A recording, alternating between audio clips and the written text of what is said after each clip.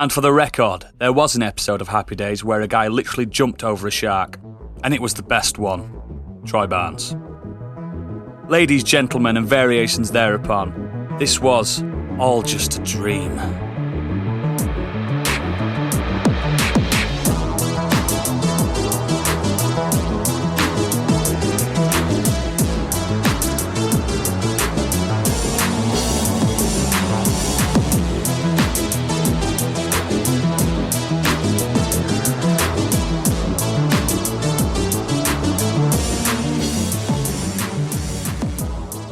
Welcome to Modern Escapism, the podcast that jumped the shark the second we named it.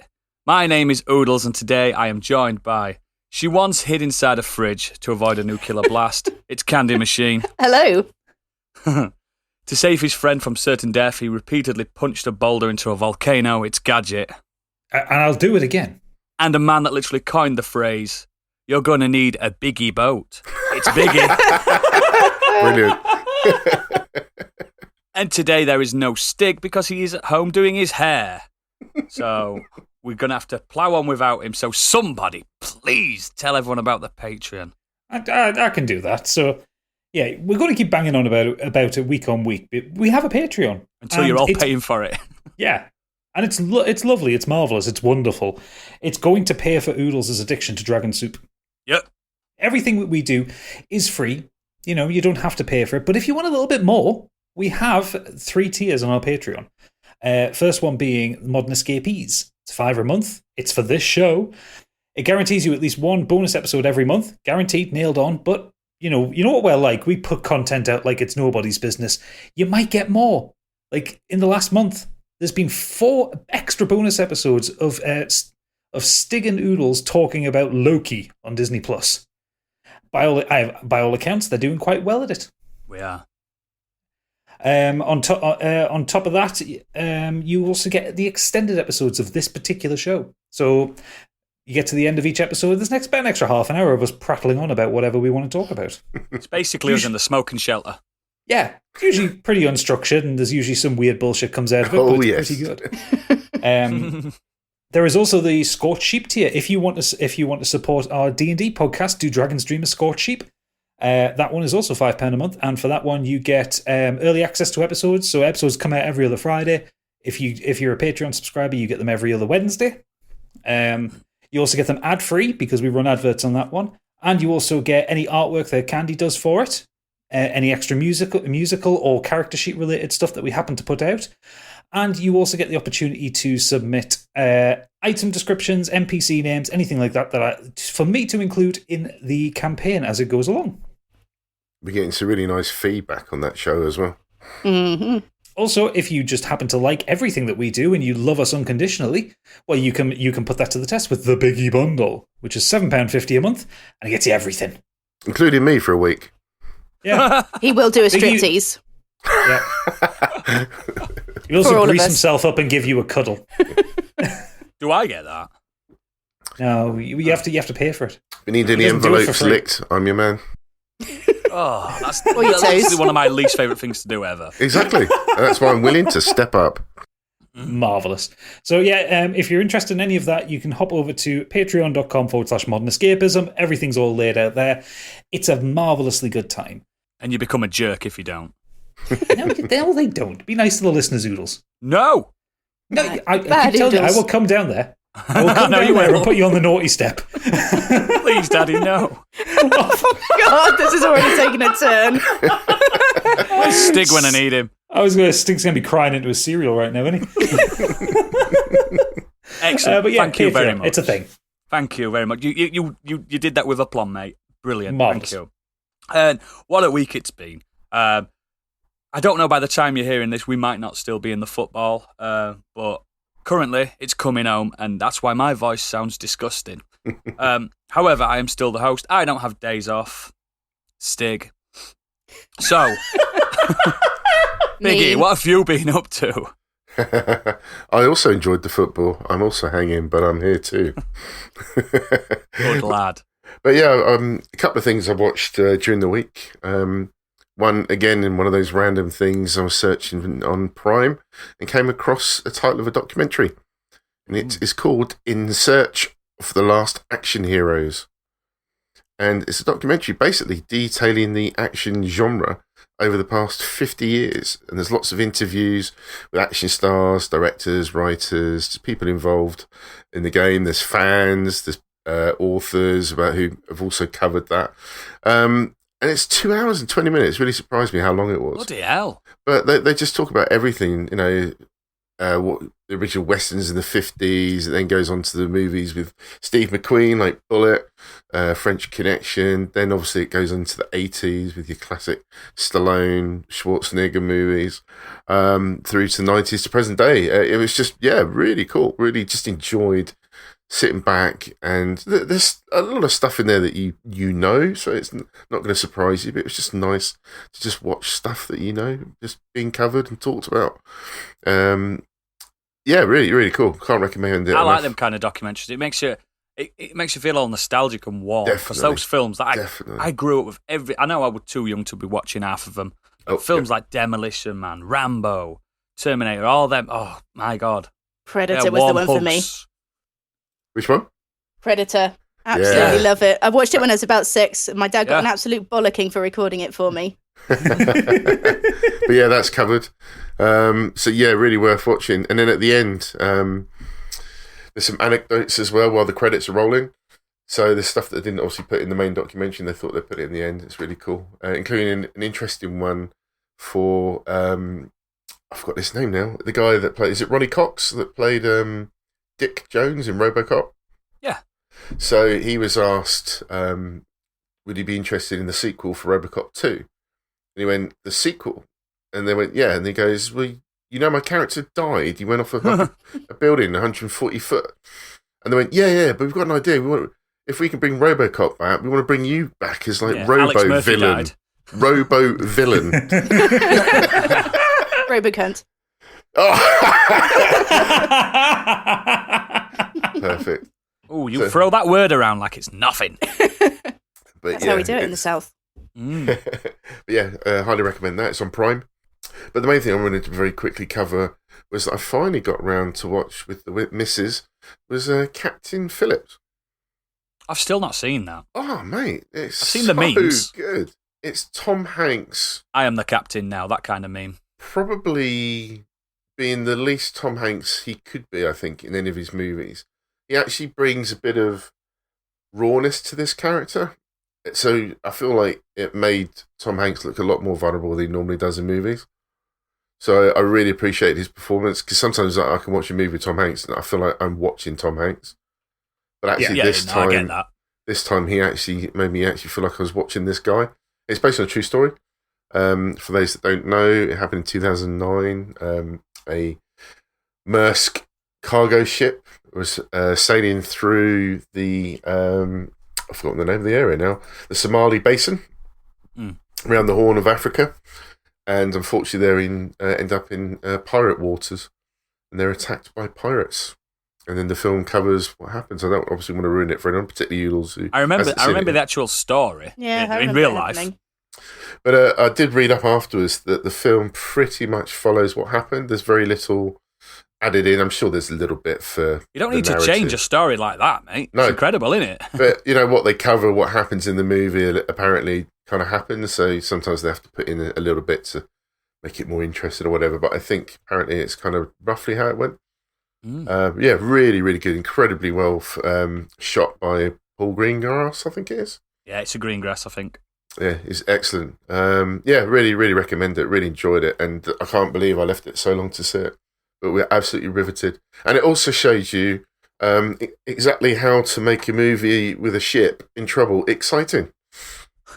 Is that a dig at James Cameron? You do know he listens to this. So did it have like a 2-hour love story before the actual action started? Oh. But actually James Cameron will be furious. Actually made it gripping as well, like Speed 2, about how you can make it look dangerous and fast on the water. Really recommend it. It was really good. Excellent, Captain Phillips. Brilliant. Candy, what have you been up to? I also watched a film. I watched Amazon's new high-budget sci-fi thriller called The Tomorrow War. I watched that this morning. What did you think of that?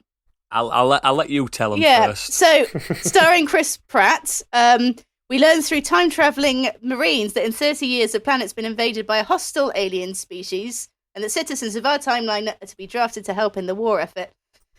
Chris Pratt's a high school science teacher, an ex-military, gets drafted in, told that he, along with other candidates, have a week before they're brought back to our timeline. So, if they were in the middle of anything important, if that buzzer goes off, they going back. It doesn't matter what they were up to. I actually quite enjoyed this, despite it being a silly premise. And there were like 1,000 like time-based paradoxes. I was actually pleasantly surprised.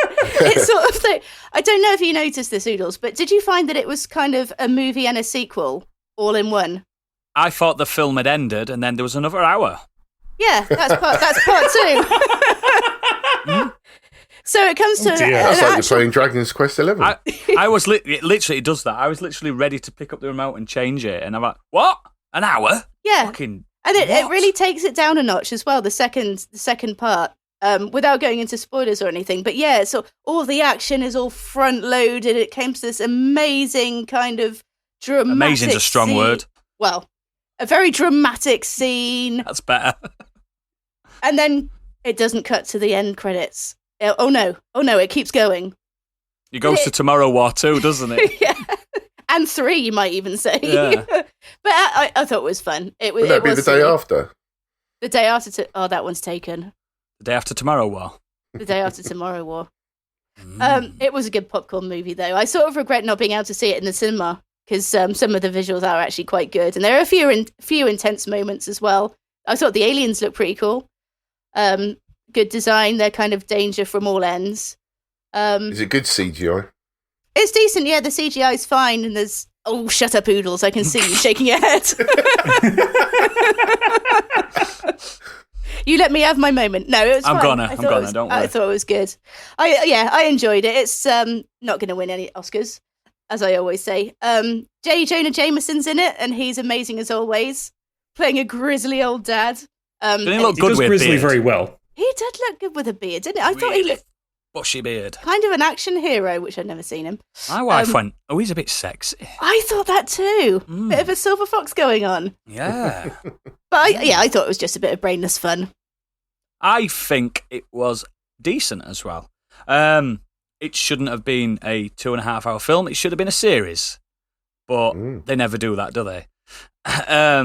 It seemed overly long. As we've said, it seemed like it was the main film and the sequel smushed into one. Chris Pratt. Is he just doing the Chris Pratt thing? No, he's a bit different, actually. This is different. This is Chris Pratt with a family and a reason. He's all right in this. You can tell he was the producer of it because he's in every single scene. And I think the CGI is a bit ropey in some parts, but the monsters are fun. There's not a lot to differentiate them between each other, but it doesn't have to. I thought there would have been a twist, but there's no twist.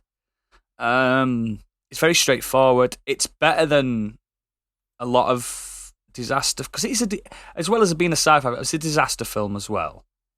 It's all right. I get a solid 6-7 out of 10, a push. I am hungover. I watched it today, so maybe it's the honeymoon period kicking in. I saw a comparison somewhere. Somebody mentioned about Edge of Tomorrow, Tom Cruise movie. It's not as good as that. No.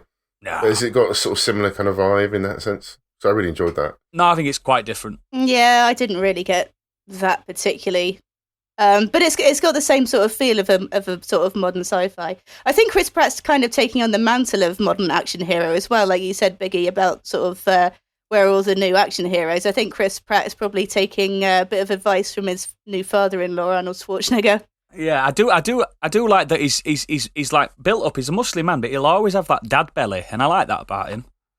He's got that, still got a little bit of punch. In that documentary about how he had that sort of indestructible Stallone, Schwarzenegger sort of 80s action hero, and then it sort of changed again, and then sort of now, what are our action heroes? Who are they? You've got The Rock, who absolutely does look indestructible. Jason Statham. He's quite vulnerable as a character, generally. I think he's got that sort of humour side with The Rock. Jason Statham just seems to be the action dude. Don't worry with Tomorrow War. There's no pathos to it. There's no like... Yeah, I agree. I think there's nothing to it. Characters tomorrow. Some of the movies that Chris Pratt has done, he's probably going to head down that direction, I think. I can see that happening. He's better in Guardians of the Galaxy. Yeah. Yeah, definitely. Sure.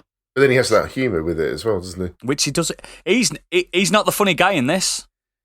Yeah, his style has always been the funny guy, the quippy guy. He's not in this, is he, Candy? He's just the main He's just guy. the action star. I think the main difference now is that back in the 80s, just to be an action star, you just had to look the part, whereas now you have to act a bit as well. Yeah. I think he's two war buddies that he goes in time with, the comedy relief, and so is J.K. Simmons. They're the comedy relief in it. He's not. He really. I mean, might have one joke in the whole thing. Well, even J.K. Simmons wasn't super. He wasn't doing the full. No, it's fine. It's fine. Don't. I think it should have ended though, an hour and a half in. Yeah, and then it should have released a Snyder cut.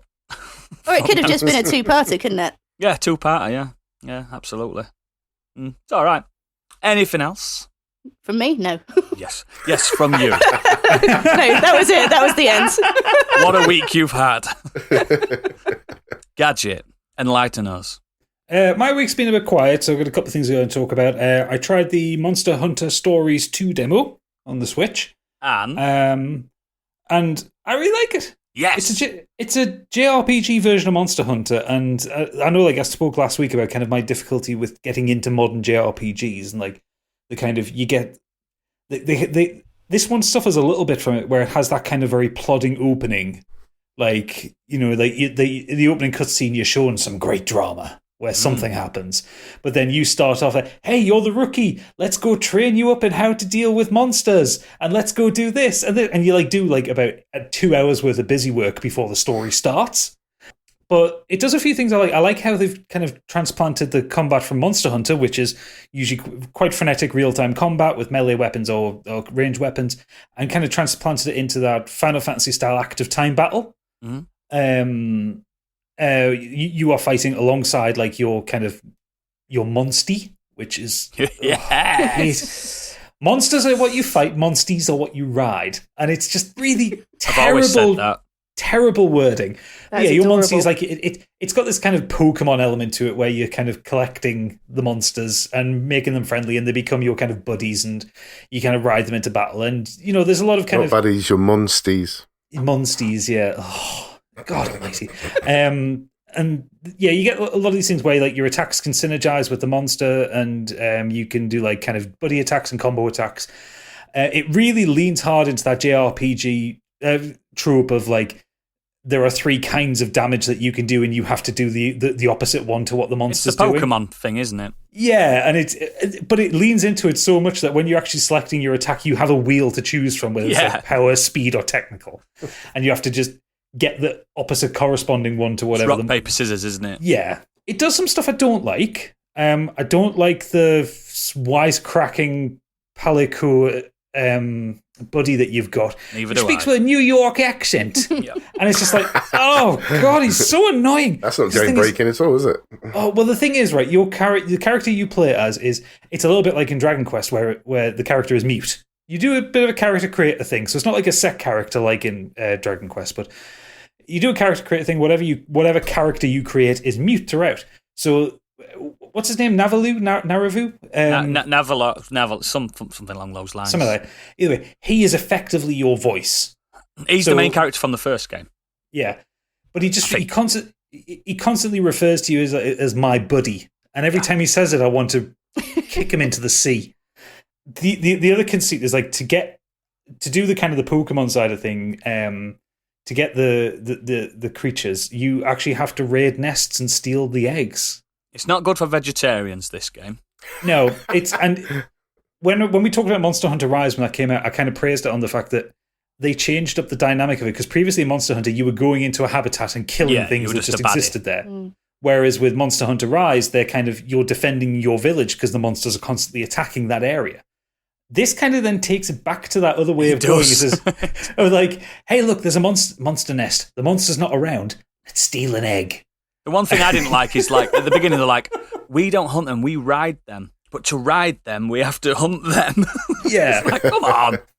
There's also other stuff like it's made by a different team that made Monster Hunter Rise, so it's not using the RE engine. It's got this quite quaint, kind of cel shaded art style, but I think Monster Hunter Rise looks much better than it. It's the best looking game on Switch, I think. Yeah, and I think the music in Rise is much better, but the music in this is pretty good. Like, I like the battle theme and I like stuff like that. So I'll get the full game. Like I say, I do like it. Oh, good. I'm glad you will. But I don't like it as much as I like Rise. No.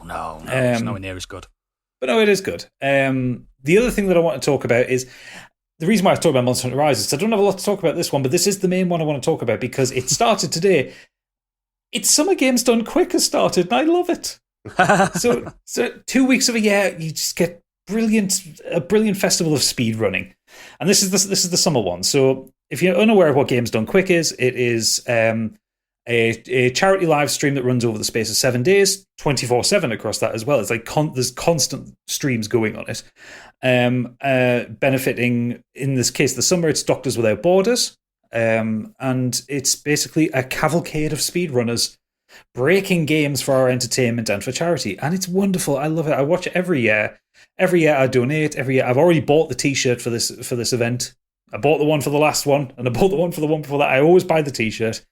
And give a bit of money to them. And yeah, it's just wonderful. Like, so it started this afternoon as of recording. So I watched the pre-show. The first run that they did, Oodles, this one will break your mind. Because it was Dragon Age Inquisition. What? Done in 40 minutes. Fuck off. Seriously, took me about 40 weeks to beat that. boring weeks. Yeah, no, they did it in 40 minutes. Okay, I wish it were like that when I played it. How can you do a game that big in 40 minutes? Yeah, but I mean, that one is a glitch one. In that case, they were playing around with a few things. So, like with Dragon Age Inquisition, they have the thing. It's the warboard, I think it is, where you've got to like build up so much power through like jobs that happen in kind of real time. Yeah. So it's kind of they get through a couple of the checkpoints with it, and then they just like time travel. They change the PC's time, so it thinks, oh, they've been playing this game for 40 hours and stuff like that. Yeah. And I was going to say, because I mean, how on earth could you do a game that big in 40 minutes? Well, there's also stuff like kind of they found a map glitch. Like so the previous time that they did it, Games Done Quick, it took them 2 hours to do it. They found a map glitch where it's basically really early on in the game you can do a certain button combination that unlocks every fast travel icon in the map just within the first half an hour of you playing it. You need that. The one I watched after that was F-Zero GX. Ooh, I love that. Beating all the races in an hour and a half. Wow. Yeah. Wow. Yeah. So, because obviously this has been going on now, and as this comes out on Thursday, I've got some picks for some stuff that I think everyone should check out with it. Yeah. So, for Thursday, these are all UK time as well. So, if you're elsewhere in the world, work it out. 7:50 in the evening, Outer Wilds.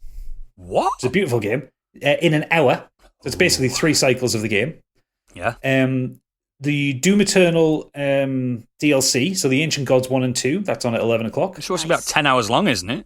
Yeah, and they are half an hour each that they're estimating to do those in. On the Friday, just after 8 o'clock, is Celeste with some custom maps.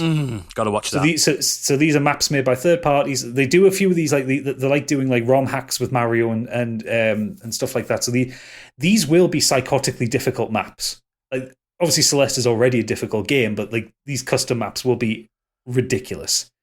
Also on Friday is Breath of the Wild. That one is 2 hours hitting every shrine. Fuck off. And then beating the game. So that's 120 shrines and beating the game. I've still not got 120 shrines. I've had it for 2 years. Is that with the first weapon they get as well that doesn't break? Is it folk? On the Saturday, really early on in the morning, but I know you'll be interested in this one, Oodles, Fire Emblem 3 Houses in an hour and a half. Fuck, what? Then Super Metroid at just after 6 o'clock. In the evening, Super Metroid in an hour and 20, which is actually a pretty decent time for Super Metroid. Yeah, it is. Hang on. Again, that's insane. He's so confused, the poor man. But it is. There's a lot of backwards and forwards in that game to go and unlock everything. I mean, don't forget, Biggies. People have done glitchless runs of Dark Souls in 40 minutes. Well, also the Super Metroid one's a race as well. It's three runners against each other. Whoever finishes first. Which those are the ones I love. And then the last two I'd recommend because they're always a good time. Dark Souls 3 in an hour. Oh. That's also glitchless. What? Wow. That's killing like the 5 unoptional bosses, isn't it? Yeah, that's any percent. So they don't have to hit every single boss. Yeah.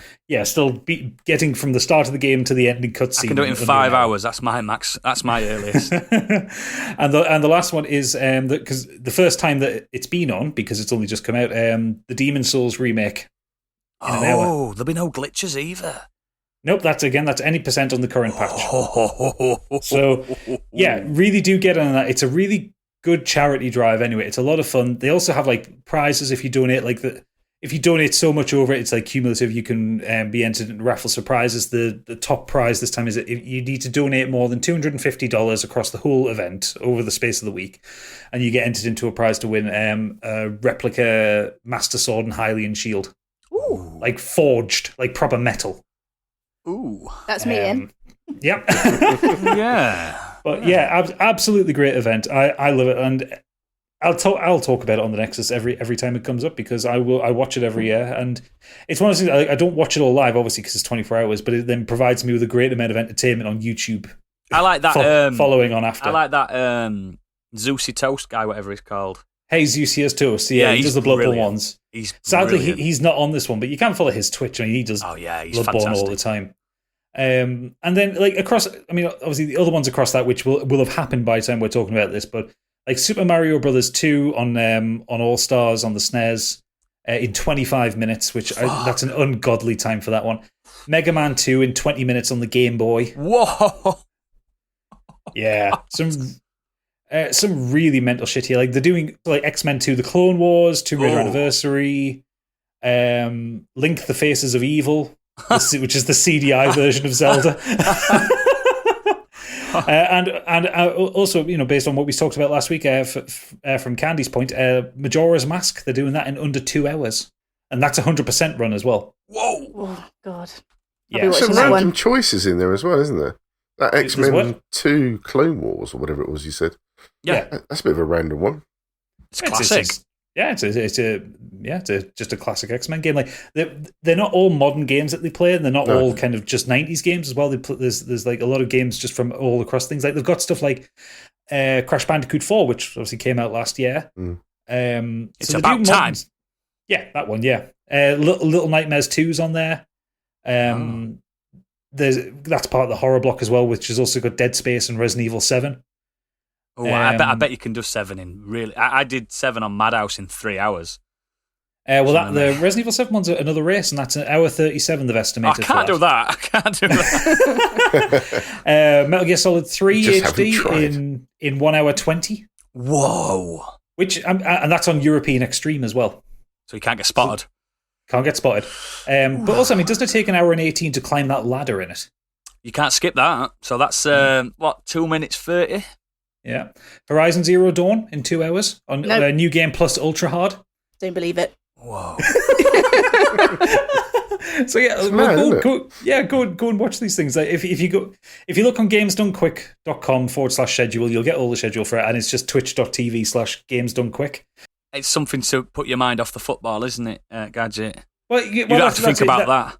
Yeah, that's it. You get football, I get speedrunning. Mm-hmm. I'm very happy with that. It's coming in quick. It's coming quick. Yeah. It's coming home in a rush. Excellent, good shout. This week I have been watching the football, obviously, but I have also been playing the game for the past 3 weeks, and I'm in love with it. I'm in love with Dragon Quest 11. No, it's not at all. It's Super Magbot by Astral Pixel. Disclaimer: I was given a code for this by the lovely guys at Team 17. This is a 2D puzzle platformer without the most essential button, the jump button. What? What? Yes, there isn't a jump button on this. I think this is incredible as a 2D platformer. I like it more than I like Celeste. Whoa. Strong words. Yep. It's not been reviewed as strong. I mean, it's been favourably reviewed, but it doesn't have the emotional gut punch of Celeste. But I think the platform in itself, the structure, it's more structured like Super Meat Boy. So Super Meat Boy. Super Meat Boy. I'm hungry. Where you get a world and then you've got like 20 levels in that world. If you remember Super Meat Boy, it's more like that. There is a story there. Do you know what I mean? You just try to save the magnetic galaxy. You play as this little Super Magbot, cute as a button. Proper pixel style. And the most fascinating thing is, you don't have a jump button. So it's all about magnets and how magnets work. So how do magnets work, Oodles? Please explain to us. There's a red side and there's a blue side. That's how magnets work. Yeah, science. Yeah, I've smashed that. So with the controls are the craziest thing. So you use the left thumbstick to run left and right, obviously.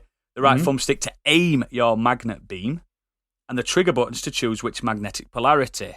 So that's how you get away with not having a jump button. So if you press the right trigger for the red magnet, and that's your red power or magnetic polarity, you're going to get bounced away, aren't you? Because that's how magnets work. Red and red, bounce away. You can't. I don't know the science words. But Repel. if you use the blue on the red, what's going to happen? Attract. You attract. And that is the premise to the game. It's, oh my God. At first, I thought this is the craziest button, the scheme, because it's just a 2D platformer. I was going to say, just the way you're explaining it there, it sounds like it would be difficult to wrap your head around. It took me at least the first world to really figure out what's happening. And it proper guides you in gently. And after a while, I still kept having to look at the switch in my hand, for the buttons and stuff. Yeah. And after about world 2.5, maybe world 3, because there's plenty of worlds, it was just there. It was, when it just clicks and you're in. And it was second nature. I even changed controls to my wireless one, so I didn't even, because obviously my switch is blue and red, with the Joy-Cons. And that's how the buttons are, the red polarity and the blue polarity. So it was easier for my eyesight, but then I changed it to my Pro controller. I didn't need the colour coding anymore. I mean, if you do suffer from colour blindness, there is colourblind mode, which makes it even easier. If you don't like difficult games as well, because it's fucking rock hard. There's an easy mode where you can have loads of checkpoints and stuff like that. It's just, oh my God, it's just so fucking good. It's hard to explain why I love it so much without just me throwing the game at you and telling you to play it for 2 weeks. It's so good. I bought it for my son's Switch. So even though I got a code, I bought it again because he was watching me play it. He's 8 and he's nearly completed it, so he's got the easy mode on, and do you know what I mean? Making it easy for him, and he absolutely adores it. So it's just fun for everyone. I don't really know what much else to say about. I'm currently writing a review on it. It's just like people say, "Oh, I love Celeste," but what do people say when they first talk about Celeste? They talk about the emotional, the story, and how it's a good metaphor for mental illness and stuff like that, and the climb. Yeah, that's absolutely fine. If you're not into that shit, just play Super Magbot. If you just want to lose yourself, this is pure gameplay, and I'm a big fan of pure gameplay. There is a story there, but it's just they know it's tongue in cheek. It's quite funny. It's just so good. It's just so good. So it's interesting you mentioned about the easy mode as well, because that's been a point over the last year, whatever, about difficulty in games. Should there be an easy mode or not? And I don't have an issue with it being there. Like, obviously, Dark Souls is fucking doing my head in sometimes. But if there's an easy mode, that's great if people want that. But then it takes away from the whole idea of how that game should be played. But at least if the option is there for people, it's just checkpoints. So it's not like you're cheating yourself out of the actual mechanics, or you're not skipping level. You're just checkpointing it, which is it's absolutely fine.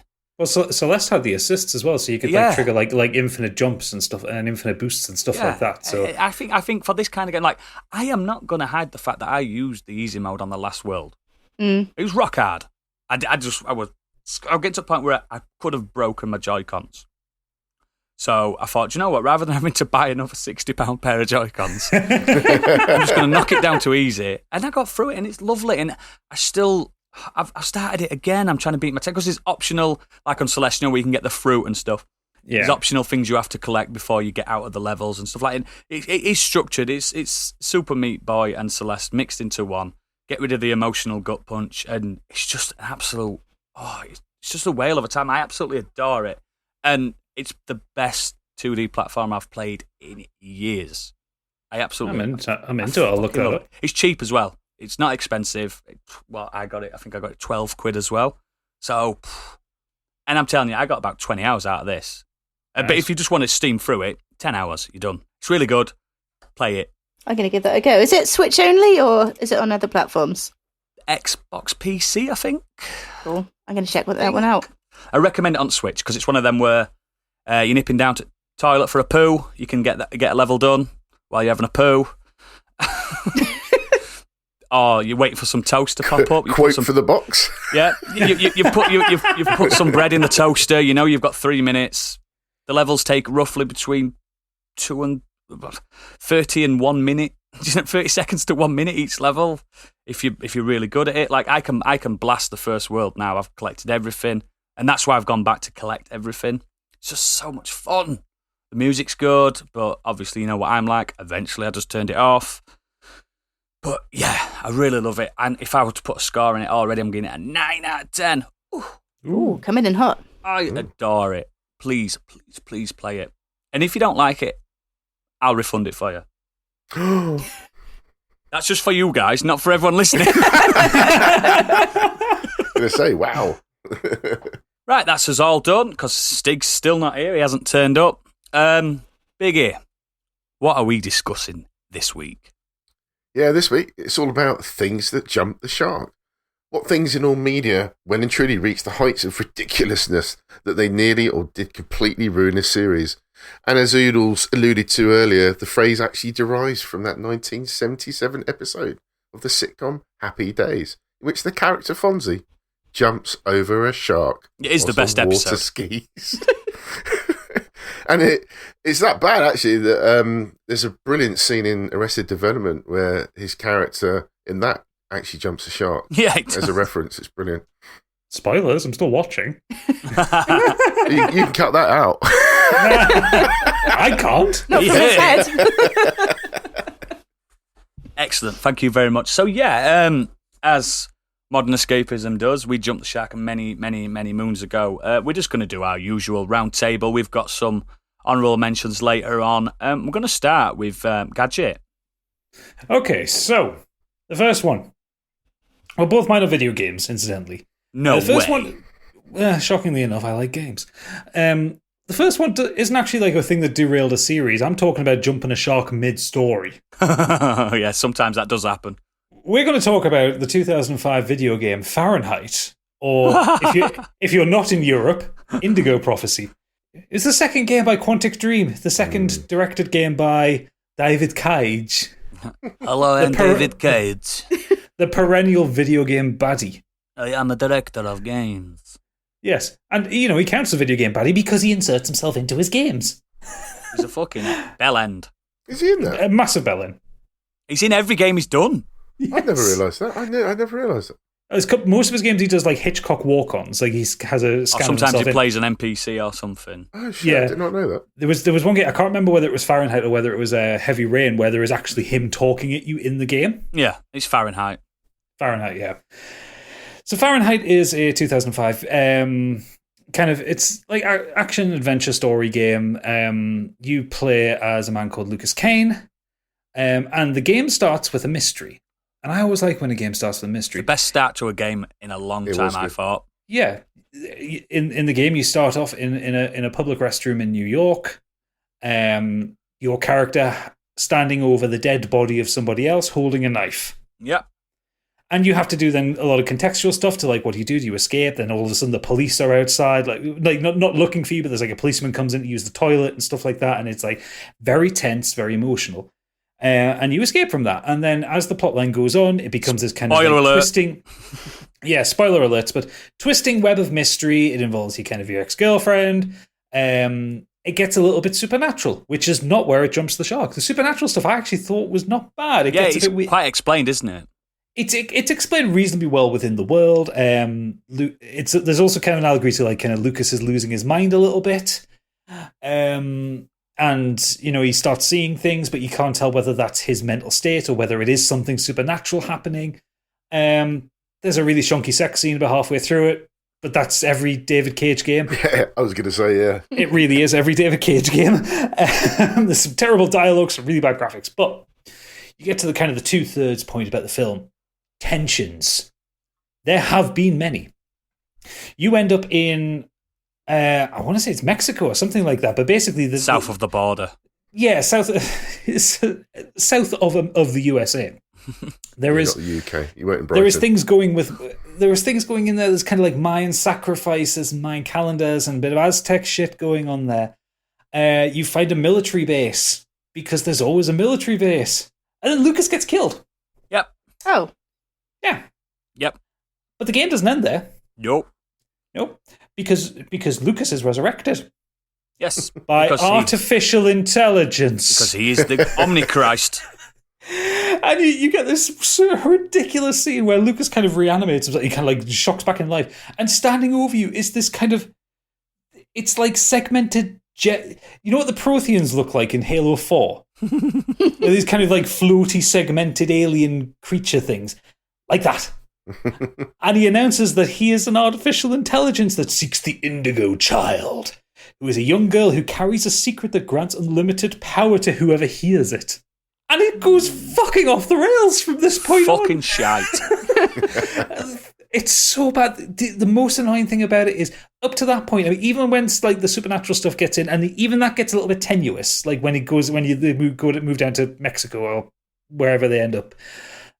That stuff gets a little bit tenuous, but it still kind of makes sense within the story. And then you just get it's like alluding to like this is not only artificial intelligence, like this is the internet. The internet's a baddie. Yeah, it's like the artificial intelligence wants to spread itself through the internet and become everything. Bear in mind, it would dial up at that point. Yes, it's so bad. The Jesus metaphors are so on the nose, like. When he like resurrects, he's doing a crucifix and fucking the savior metaphors are so on the nose it makes the Matrix revolutions look subtle. Yeah, he does. Literally, if someone said to me, "Do you want to play the second half of Fahrenheit, or do you want to watch the 2 Matrix sequels that apparently exist?" I'd watch those. You know what I mean, I've played this game, and I loved the beginning of it. I don't remember. So the thing is, it's entirely possible to miss this. Oh yeah. Depending on the choices that you make. Depending on your ending. Yeah, but this is like the canon ending. This is how it's supposed to end. Like when you're resurrected by the AI. God, I can't even say it with a straight face. When you're resurrected by the AI, that's kind of like canonically like where no matter what ending you get beyond that point, that is supposed to be how the story ends. But you can actually get an ending without seeing that at all. Yeah, because this was the first time David Cage was experimenting with this kind of branching narrative story, which he's gone on to do with like Heavy Rain and Detroit and stuff like that. But he kind of put far too many into it. So many permutations. Yeah. But everyone I've spoken to about this game over the years got the AI bit, and it's just like I got it by pure accident. Yeah, everyone collectively rolled their eyes at it. Like I'm just just pottering along my little 2005 self, just bopping along to new metal and pop punk and all that, and then playing this and thinking, oh, this is some deep shit, man. And then as I've grown older, I've realised, no, this is the ravings of a lunatic. David Cage should not be allowed to write things down. Should have been stopped then. He shouldn't be allowed to put a shopping list together. So, at what point did you say this happens in the game? About 2/3 of the way through? Halfway. Or a bit 2/3 of the way. Halfway two-thirds. Do you think they got to the end of the game, thought, right, we finished it, let's hand it in, and then they said, actually, wait, we want to charge 50, 60 quid for this, we need another 10, 20 hours? It's quite a lengthy game up until that point. So there wasn't a point that you don't think it. they said, right, just start chugging caffeine and just write anything. No one cares. No one's going to get this ending. I reckon this was Cage's idea from the get-go. He wanted to do something profound, and he'd been watching The Matrix and reading the Bible and mixing them together, and fucking hell, a lot of acid. That was my next question. Do you think there were drugs involved? And French acid, most the strongest acid. But most, all the reviewers at the time, they criticised the last third of it, not just because of that particular plot point, but also the fact that the game crashes to an end because it was so rushed at the end. They put, like I said, David Cage put too many permutations into it, and too much stories. It's so overwritten and overwrought. The dialogue is dreadful. The actors are doing the best they can. They're not, performances aren't bad. No. One of the things that you'll notice about Quantic Dream games is character performances are usually pretty good.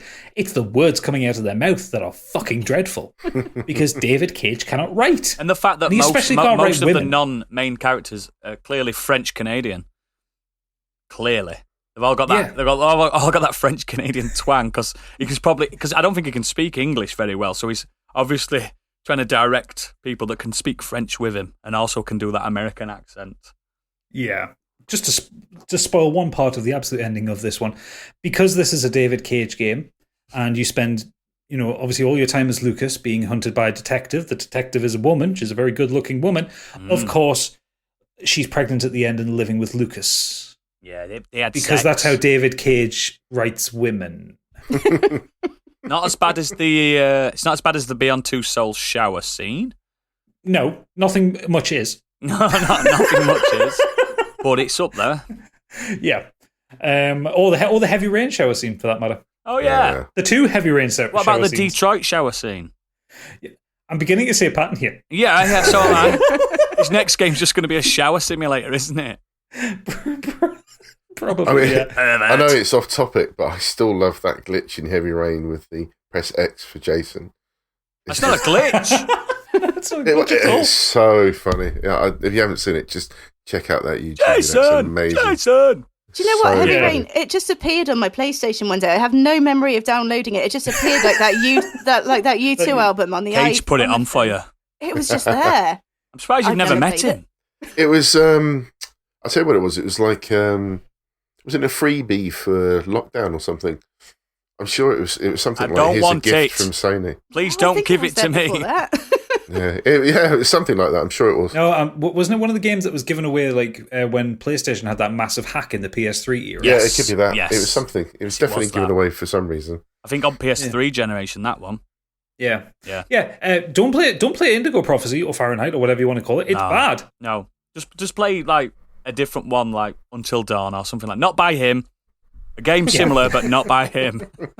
Fucking play Man of Medan over this. That's how bad this is. Play Man of Medan over this. I liked Man of Medan. Did you? Yeah. You're the one of... I am the one. The only one. Mind you, I do like some dodgy games. There are literally dozens of you, Candy, who like Man of Medan. Tens of people love that game. I know them all. Excellent. Good first start. Good first shout. I'm going to do the next one because I fancy changing the order up because Stig's not here to shout at us. You make it sound like Stig's some kind of taskmaster for us. He is the taskmaster.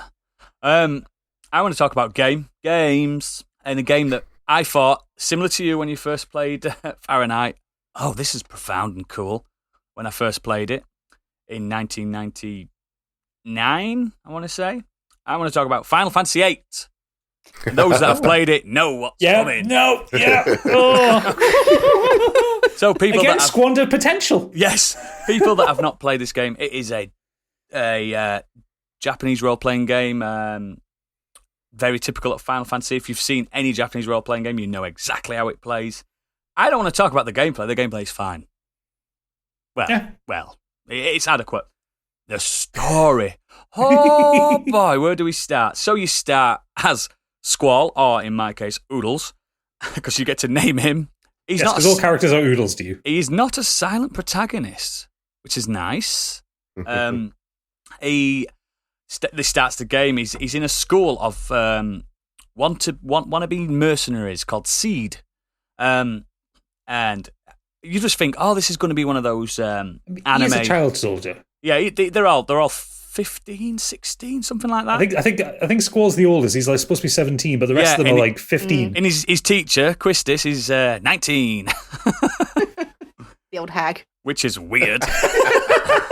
And yeah, so it turns, when you're playing it for the first 20 hours, it seems to be very anime, school of gifted very youngsters. Very emo. He doesn't like to open up himself to others as the main character. He talks to us a lot, doesn't he? He talks to the player a lot through his mind and stuff.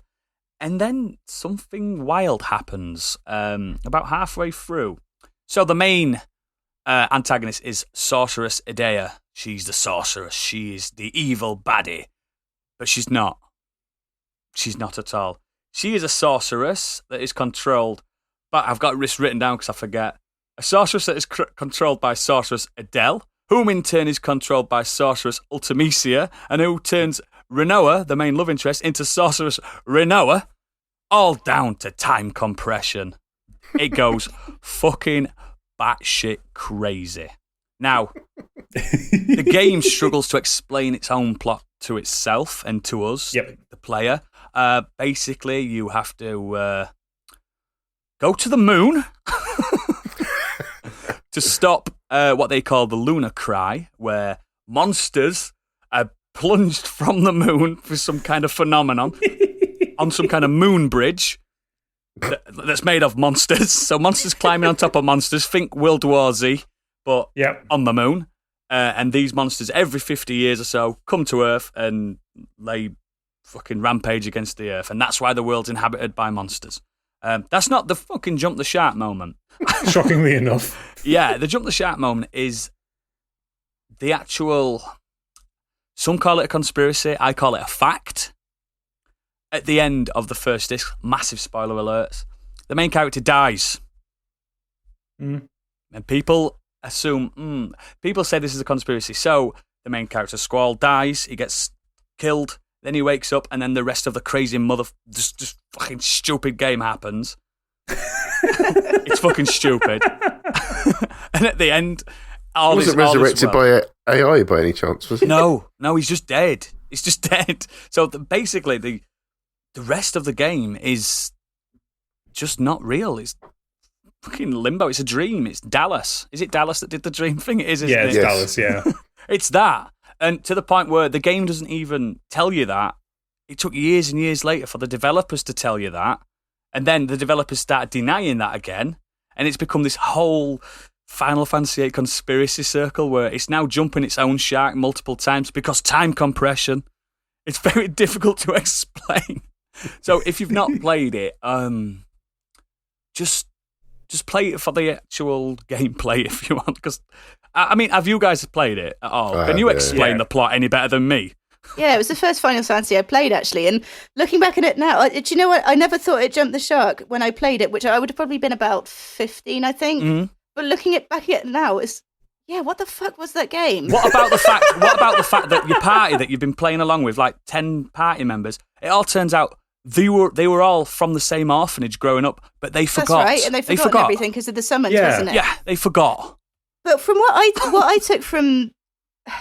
Well, not the ending, because I don't want to spoil, and I don't really remember it, but I remember thinking that actually that it ended up that Renoa was Ultimecia and that Squall was her summons. Who knows? Who knows? Yeah, I never finished it. Surprised. Not like you. But, yeah. I got quite far in it, though. By Final Fantasy standards, it is the most overwritten. It's ridiculous. Like, they've Final Fantasy VII tells a reasonably straightforward tale. Yeah. With a nice little twist, yeah. Yeah, but you know, you've got the run of the story. It's explained throughout it, adequately. and it's explained to you. Whereas I think they tried to do something clever with it, because I think they had the narrative idea of having the Squall story and the Laguna story. Yeah, yeah. And it's quite an interesting little mystery, like how the two are connected as you go through the first couple of discs. And it's never explained. It's never explained. It's assumed. It doesn't go anywhere. It just kind of ends. Yep. But but they put in so much metaphysical crap into the dialogue that isn't actually translated that well. There's some dialogue that comes out, you just think, what the fuck are they talking about? Yeah. It's better than Final Fantasy VII's translation, but not by much. And it's a really frustrating thing because apart from the story, it is one of my favourite Final Fantasies because I like the battle system. Yeah, I like great. the world. I like the design of Seed. I like loads the design of summons. World. Loads. Yeah, the summons animations are beautiful. Yeah. The graphics are a real step up from 7. They were. Yeah. They've got fingers on this. But fuck me, the story it even has a proto Wakanda in it. The Esther, the city that's hidden from the world. It's pretty cool, but then why isn't that city helping the rest of the world when there's a sorceress about killing everybody? And it does the she's not really the baddie 3 times with different baddies. Do you know what I mean? It's like, come on. It's just, he jumps the shark like 6 times. And then think about it, from Final Fantasy VIII to Final Fantasy IX, which goes back to its humble beginnings. It's all simple and nice and straightforward, kinda. It's just, I don't know, it's just, it puts a bad taste in my mouth just when you think of the plot. I know people love it, and people love the characters are well written, apart from Irvin. He's not very well written, he just turns up. The orphanage stories, it seemed like a last minute, that one. And it's weird that they all end up like shagging each other, even though they were raised as brothers and sisters. And one of them's the teacher and she still wants to shag him. It's just, it's a good game, but it's just that plot, man. It needs, people say, we wanted the FF7 remake. No, I wanted an FF8 remake, and I wanted it to make sense. And now they seem to be doing... You wouldn't get that. With FF7, they seem to be doing the FF8 thing. So it's like, stop it! Stop doing it! So Final Fantasy VIII is jumping the shark, the 10 sharks in a row like Evel Knievel. Do you know what I mean? It's fucking mad. So, Biggie, what you got? Yeah, I wanted to talk about... this one affects Stiggy slightly. So he's not here. I'm not going to spoil it too much. It's just, live free or die hard. That just frustrates me. Which number is that one? Much. 4? 4. It's just, it's such it's a 5. weird... It's 5. Oh, sorry, 5, yes. 4 was Die Hard 4.0. Oh, That's it. But this is the one where you start off, if you think back to Stiggy's favourite, Die Hard, John McClane was just sort of your everyday cop. Come out to the coast. in the wrong place at the right time. But he's just a normal person. And then by this point in this movie, I mean, John McClane basically, he ends up being involved in bringing a known hacker in to help the cyber security division at the LAPD after a recent suspicious outage that happens. And while he's trying to pick this guy up, he ends up having to rescue the hacker from an assassination attempt because it, of course, and ends up on the wrong end of a terrorist group trying to fight this really bad villain played by Timothy Olyphant. Isn't this number 4? I think you're talking about 4. Is it 4? Yeah. With Kevin Smith in it. I can't remember. Is he? Does he jump on a jet? Yeah, which is number 4. That's number 4. Sorry. It's number 4. So it's Die Hard. They all blend into one at a certain point, don't they? Yeah. I'm listening. I'm going because I've never seen 5. I'm like, God, 5's just like 4. Yeah, no. This is Die Hard 4.0. With Justin Long and it was just 4. The bit that I want to talk about is the John McClane versus the fighter pilot. Jump the fighter jet. Yeah. It's just he ends up. This is near the end of the film. This is obviously coming up to the climatic part of the movie. But you go from all the action scenes that John McClane's been involved in to then suddenly trying to control an 18-wheeler truck whilst going up a freeway ramp, getting shot to shit by a jet.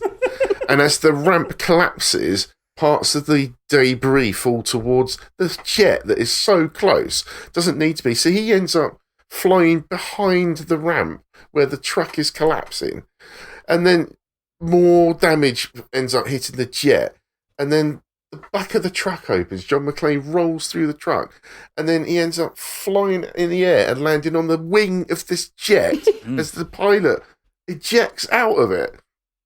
and then he has to jump off a spinning jet and land safely, and he does without a scratch. Bear in mind, this is the film he did kill a helicopter with a police car. The explosions, it's just so ridiculous.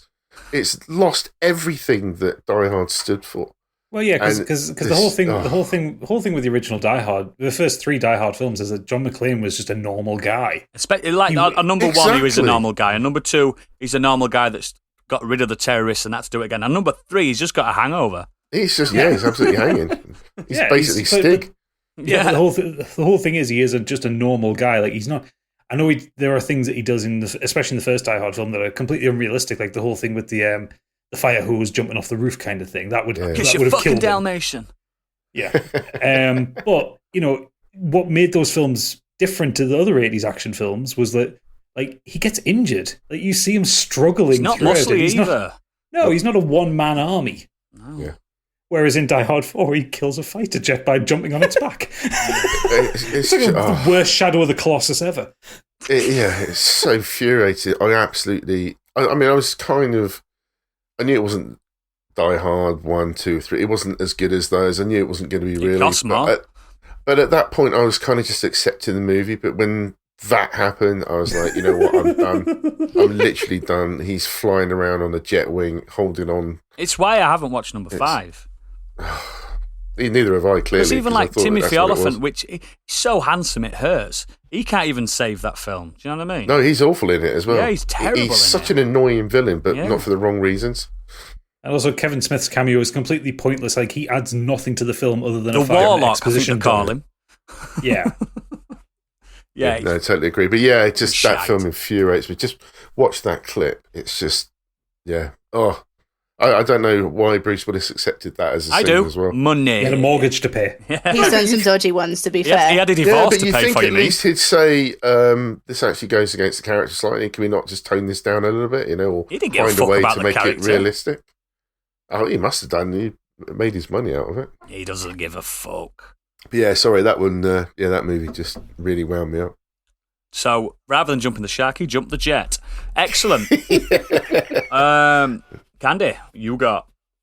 this one's going to bring back some sore memories, and it's already been mentioned, actually. It's the Matrix sequels. There isn't any. Yeah. Yeah, it's best not to talk about them, but I'm going to, because I had to watch them for research again, so I'm going to make you all suffer as well. Why have you done that to yourself? Wow. To bring drama to the show. I've seen them both once. I think I saw them both once, and that was it. I've seen the first one about 50 times. Yeah, and I want to talk about why the first one is so great. It was a new concept. It spawned the saying, I feel like I'm in the Matrix.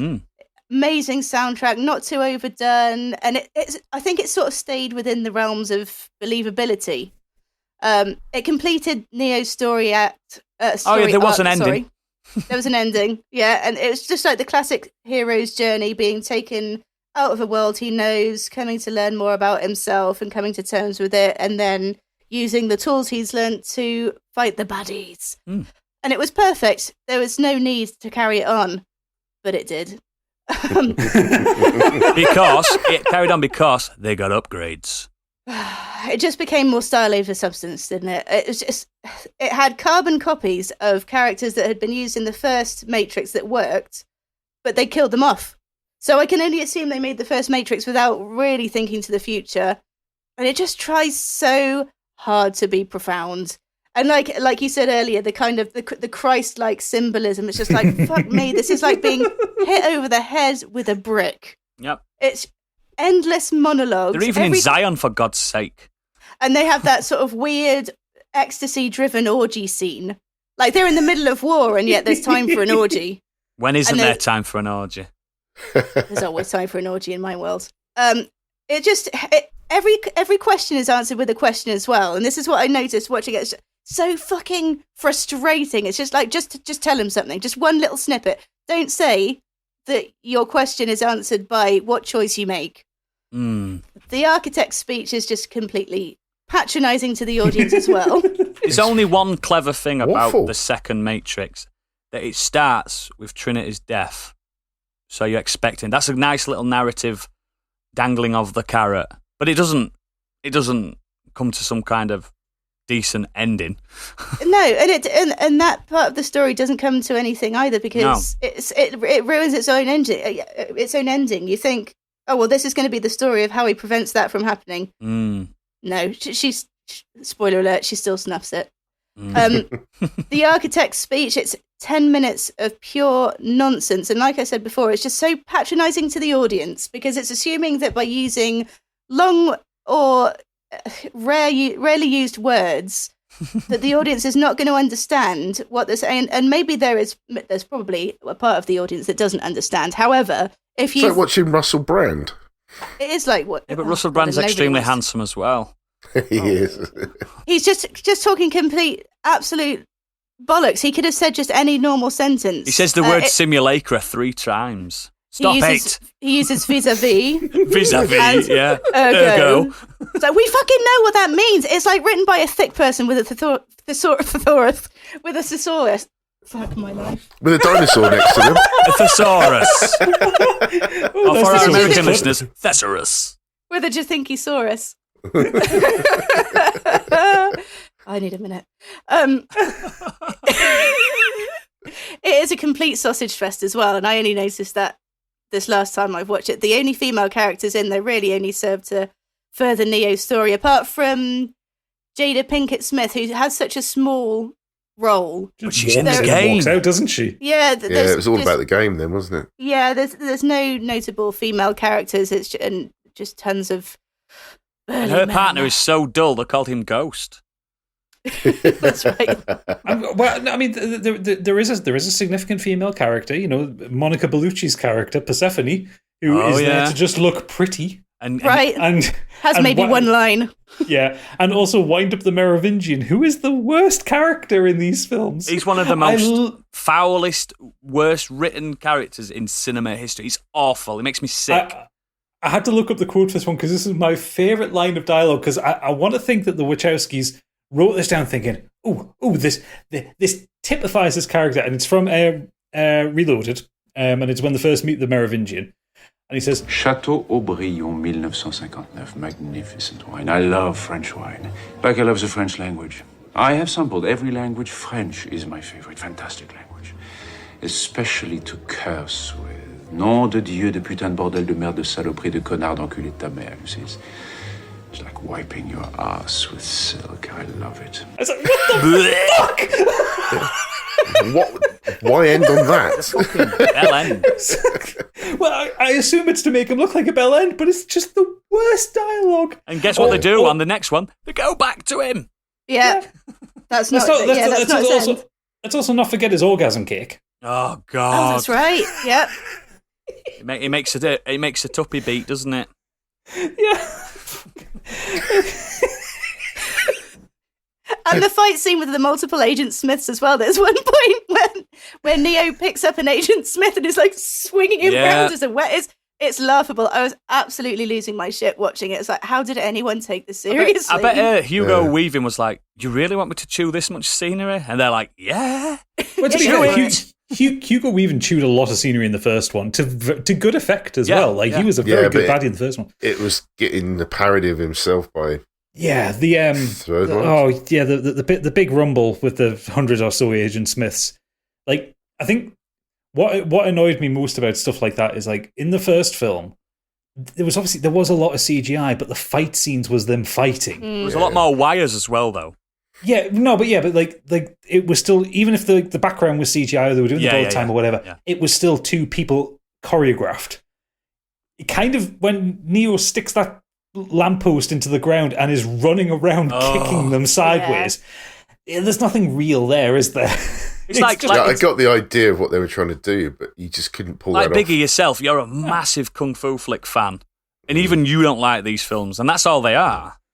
Yeah, it's very frustrating. Totally agree. Yeah, it's just lost that, because that's what was so cool. Again, this was mentioned in the documentary about the action heroes. Was they actually went from having stuntmen to trying to train the actors to actually look like they're doing stuff on the screen. So you know, all the actors in The Matrix went through 3 months or whatever longer of learning martial arts, and to see them actually pull off, they're never going to be 100% smooth, but they still looked good doing it, you know? I think when you put this when you put this next to like John Wick, the first one especially, it shows that Keanu Reeves can still he can do that kind of stuff, but it just doesn't need that. It's too metaphorical for me. Those sequels, it's too on the nose. There's no subtlety to it. There's no subtlety whatsoever. He's Jesus Christ. His name's Neo, which is the anagram of one, and it's just I don't like it. The whole thing as well, like the first film is about him overcoming what he was to become what he is. Yeah. And it's like as the Wachowski sisters have come out recently and said, like, it's kind of a trans story. It's like like starting off with who he is, discovering who he actually is. But and what are the sequels? What are them? They're just that's the problem. The sequels can't stand up to that because the sequels become this schlocky, overwritten bullshit. Like that opening conversation between Neo and the Indian guy on the subway platform. Yeah. Where they're talking about what is love and all that kind of stuff. He's like his daughter and his family, yeah. Yeah, it's like none of that is necessary. No. Because it's just padded out shit. And that's like 20 minutes. But that's it as well. There is all this kind of like overwritten dialogue. You could cut all that out the two films and have a much tighter 2.5 hour long film. Or cut both those films out, like I do, and just have the first. I mean, we haven't even gotten on to like Agent Smith infecting a human in Revolutions. Oh, that what's his name? It's not Cypher, but he acts like Cypher, doesn't he? Yeah, he acts like Cypher. And that's what I mean, carbon copies. Carbon copy, yeah. All the fact that the last film barely takes place in the Matrix. And when it does, it's the fucking anime battle between Smith and Neo. There's maybe one or two scenes in the Matrix, and I think all of them, with the exception of the train station, which isn't actually in the Matrix, all of them are reused sets. They were all from the first set. There was nothing sort of out in the streets or anything.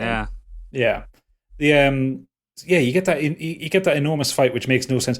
The films also don't give you a reason to care about Zion. Like you have the battle for Zion it's with a all bit of a shithole as well, isn't it? Well, the entire top world is, but like they got the battle for Zion with all these kind of walker robots and all that, and there's no jeopardy to it because they're fighting a cloud of machines. Yeah, like it's a great visual. Don't get me wrong. I think those special effects work really well there because I think it's a really visually impressive scene. But you don't give a shit about the fact that they nearly lose. There's no jeopardy to it because all you've got is just CGI everything and two actors. Yeah. Yeah, I agree. Infuriating. And there's just no satisfaction at the end of it either because you sort of come to learn that the Matrix has been restarted 5 times already and Neo's just playing a predetermined role. I forgot so about it's all that. going to start. Yeah, it's all going to start again at some point. Which is where we get the Matrix 4 next year. I forgot about that. Oh, God. Yeah, God knows where they're going to go with the fourth one, man. Because We're gonna send isn't that everybody shark to back space. for that You know as well, exactly aren't what they're going to go. They're going to use time. It's always time. It's the decade of time travel, mate. Time travel's back in a big way. Aren't they all returning for that? So yeah, back in time. Decades older as well. They're not going to look the same. Yeah, so looking at IMDb, top cast: Keanu Reeves as Neo, Christina Ricci's in it, Jessica Henwick, Carrie-Anne Moss is back as Trinity, Priyanka Chopra's in it. Lawrence Fishburne. I'll send you all a picture. Jada Pinkett Smith is back as Niobe. Yeah, I'm not looking forward. The annoying thing is I will see it to see what the fucking Merovingians coming back into it. Oh God, I wish I hadn't scrolled down. Please send the architects in there. No, they haven't put anyone for the cast in there. But oh God, if the Merovingians back into it, I'm going to have to see it to see what bullshit they write. How are they going to explain that he's older unless they de-age him digitally? Yeah, you have to de-age the whole fucking film. Or delete it. It just infuriates me. But good choice though there, Candy. Sorry to bring the mood down. Gadget, please get me out of this. I'm going to take you to a bad place now because we're going to Dead Space 3. Oh God. So obviously I'm not going to talk in great depth about this one because I talked about it when me and Stig finished our stream of it. But yeah, so Dead Space is a long-running horror franchise by Visceral Games, published by EA. Who first two are incredible. Yeah, who subsequently murdered Visceral Games. They just took them out, sat them down, shot them in the head. execution style. They are survival horror games set in space, oddly enough. But they have this really, really interesting sci-fi aesthetic. The monsters are these wonderfully designed, horrible body horror creatures where the general conceit of the game is you have to shoot their limbs because they're reanimated corpses with extraneous bladed limbs and Hence stuff like that. Hence the name Necromorph. Yeah, necromorphs. And you've got the whole point of the game is to fight them. You basically can't, like, a headshot won't do anything. In fact, if you knock the head off, they'll still keep coming at you. You've basically got to render them immobile by taking their limbs off. And it makes it a bit more tense because you've then got to not only aim, but you've then got to manage your ammo counts and stuff like that. Or squish the head afterwards. Yeah. The first game is really quiet. It's like really tense. Lots of quiet things. You're on a spaceship, and it is very tense and it's very scary. One of the few games that I still genuinely find scary. Like, the sound design is brilliant, the lighting, everything. It's a wonderfully designed game. Second game is a bit more of an action bombast. You're on a larger space station. There's a few more set pieces to Isaac it. talks. Your main character, Isaac Clarke, which is I still think that's a really dumb name. Like, hey, we like sci-fi, let's call him Isaac Clarke. Yeah, from two massive authors. Yeah, it's like it's not very subtle, but the games aren't particularly subtle anyway. But yeah, it ramps it up. It's a bit more action oriented. It's not as scary as the first game, but it kind of refines the formula. The third game got EA'd hard because EA want money. They want all the money. They want exponential growth. So they fucked around with this game. They've been pushing throughout the entire series of Dead Space for there to be some kind of multiplayer component. And they put that into Dead Space 2. There was like a deathmatch multiplayer thing, which no fucker played. Did it with Mass Effect 3. And Visceral said to EA, nobody played the multiplayer we put in. We don't want to do it in 3. And they said, you're going to do it in 3. So they put in this really convoluted fucking co-op mechanic in there, which made no sense because the whole point of a horror game is isolation is what's scary. If you're booling around with a soldier next to you, you're not going to be scared throughout it. Or Stig. If you're walking around with Stig inside of you, I wouldn't be scared. The general storyline of the games is that there are these things that are found throughout the universe called markers, and they're an unknown quantity, but when they are near dead flesh, they will reanimate dead flesh. And there is a religion within humanity called... they're like monoliths, aren't they? Yeah, within the law, there is this religion within humanity called unitology, who see the markers as these kind of divine beacons, and they will lead to a unification. No, it's not unification. What is it called? Something shit. Either way, it's basically this conflagration of humanity comes together to this perfect being, and they're fucking mental because what the markers do is they kill effectively. They turn humans into necromorphs when they die, and that is the general run of it. So as Isaac, you're charged with kind of destroying all these things. Believe me, you don't want to turn into one of them. They're horrible. No, they're nasty boys. When you get to Dead Space 3, you go to the home world for the markers. Not in space. Not in space. You're on a planet, and you go through. There are the usual kind of human structures and bases. You go through. You kill guys. There's human enemies this time, which are shit. Yeah. There's some really bad puzzles, some awful dialogue, a twist that you see coming 14 miles away, and then you get the real jump the shark moment because the planet of Tau Volantis is not where the necromorphs come from. But that's no moon. It's a space station. No, it is the center of the necromorphs. It's where the markers come from. What? It is the biggest necromorph. So you know what you have to do? Your little Isaac Clarke and your little John Carver following you. John Carver. Yeah. You've got to go into the center of this broken moon and kill it.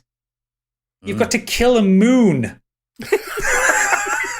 Just need to hang in the air for a second there. You need to kill a fucking celestial body. And the thing is, I mean, that could have been an interesting thing to put into the game, but they didn't put it in an interesting way because you get up there through some gravitational bullshit, and it's a standard kind of Capcom style boss fight where you've got this giant tentacle monster hurling shit at you, and you just shoot the glowy bits enough times until it dies, and it's shit. Yeah, it's shit. But it jumps the shark. Like, nothing in the game is believable within the world. None of the characters act in ways that they would have acted in the previous games. Like, in Dead Space 2 there is in Dead Space 2 there is this kind of running thing with Isaac's plotline where like he's traumatized from the events of the first game and he has all this PTSD stuff going on with him. And when he gets closer to the markers kind of really fuck with his head. None of that is in Dead Space 3. Unless you're playing as John. Unless you're playing as John Carver, who has never encountered a marker before, doesn't know anything about them. And he hallucinates. But he has the PTSD effects that Isaac had in the second game. And the problem is, like, Visceral Games were really good at making games. Like, Dead Space 1 2 were fantastic. I even like Battlefield Hardline, which they did after this. Like, I loved, what was it? Dante's Inferno. Oh, I did. Cracking game. I love that. It might have been a God of War clone, but they did it well. With Dead Space 3, it got EA'd so hard that like they couldn't make a good game out of it. There was nothing that they could do to make that game good because EA wanted more action. They wanted it less scary. They wanted it to sell 5 million copies. It's a niche horror game. I remember when it came out, and there was it's never going to sell 5 million copies. There was a comment that came out that EA asked them if they could drop the rating down to more of a 12. It's a body horror game. Yeah. We have to dismember corpses. Can we make the blood green? It's like, you're not trying to get it on the Wii. I know. We just give the bad guys Chinese burns instead of chopping the limbs off. Yeah, it just... Wedgies. And the thing is, it's not the fault of Visceral Games. Like, Visceral Games made the best game that they could out of it. The problem is EA forced them into that route. And it's clear that they had to redesign the game a couple of times because the game ends so quickly. And again, a little bit like with Indigo Prophecy, it's like they wrote too much and then had to scale it so far back to actually get the game out. The story just doesn't make any sense. And the exposition cutscenes are so long. Oh God, some of them are really, really annoyingly long. And yeah, it just it took what was supposed to be one of the strongest horror franchises. It could have been the new Resident Evil. It could have been, yeah. And it took a lot of cues from the Resident Evil 4 and 5. Yeah. Like in its kind of how it functioned, how it told its story and that kind of thing. It was really like the first two games, wonderfully immersive. Like it very rarely took you out of Isaac's head. The first two, it was industrial sci-fi. We love a bit of that. Ooh, a little bit of dirty sci-fi, yeah. But this was just, it just went on and on and on in stupider and stupider directions. So yeah, it was just wall-to-wall bullshit, and it, like I said, it jumped the shark because the story went so stupid. There was a better way to finish the story, but then again, the story might not be finished because apparently we're getting Dead Space 4 announced soon. So, isn't that going to be? Did they say it's going to be like a remake of the first one, or like a remake or a reimagining? Different characters, apparently. The jury's out, I think, at the moment, isn't it? Now, I've never actually. They're out to lunch. I've never played a Dead Space game, but I do want to. If I were to play the first two games, would it come to a satisfactory conclusion? Yes. Yeah. So I can just play it, and it's not like an open ending or anything. I can just play the first two and put it down. Yeah. So the endings for both games, both the first two games, are done in a way that I kind of think that Visceral didn't expect the next game to get greenlit. Yeah, both. So they don't leave anything hanging on. Like there is a good end. There is a satisfying end to each one, and they do well. And I would really recommend playing them. Like they actually really hold up well, and they're on Game Pass. So maybe that's one I could stream. Minor spoilers. The nursery scene in number 2 is fucking brilliant. Yeah. When you go to the little kindergarten thing, it's so fucking good. I love it. I love that game. Yeah. Both of them are so good. Yeah, 3 isn't though. No. I haven't finished 3, and I don't feel like I've missed out. Excellent. Good pick. And from aliens in space to aliens in space, I want to talk about Alien 3.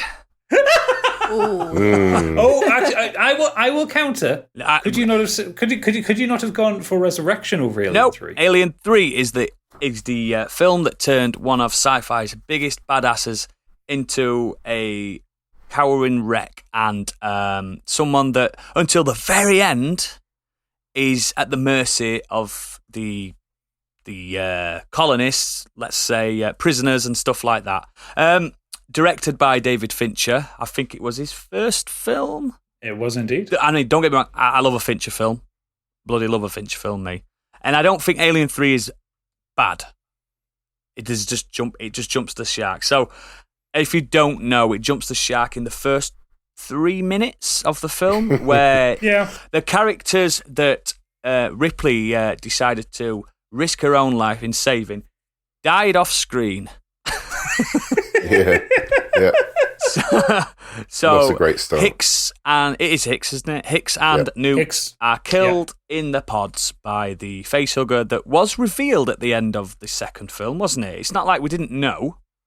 Yeah, it was the setup for the next film, despite the fact that it came like nearly 10 years later. And then Alien 3 isn't an Alien or Aliens film. It's its own thing. It's more like a John Carpenter slasher horror. I get that each film in that trilogy was a different genre in a way. They made the xenomorph less terrifying for some reason. It was like a little dog xenomorph thing. They went back to the there's just one of them, which worked obviously with Alien, one of the best films ever made. And Aliens obviously expanded upon that and turned it into a war film kind of thing. Pretty much like a guerrilla warfare analogy type thing, which is, again, sensational. I'd argue till my dying day that Alien is better than Aliens, but there's people that are on the other side. I'm with you on that. Alien 3, on the other hand, it feels like a very British film because nearly all the actors are British in it. But some very strong acting in it, somewhat Shakespearean in places.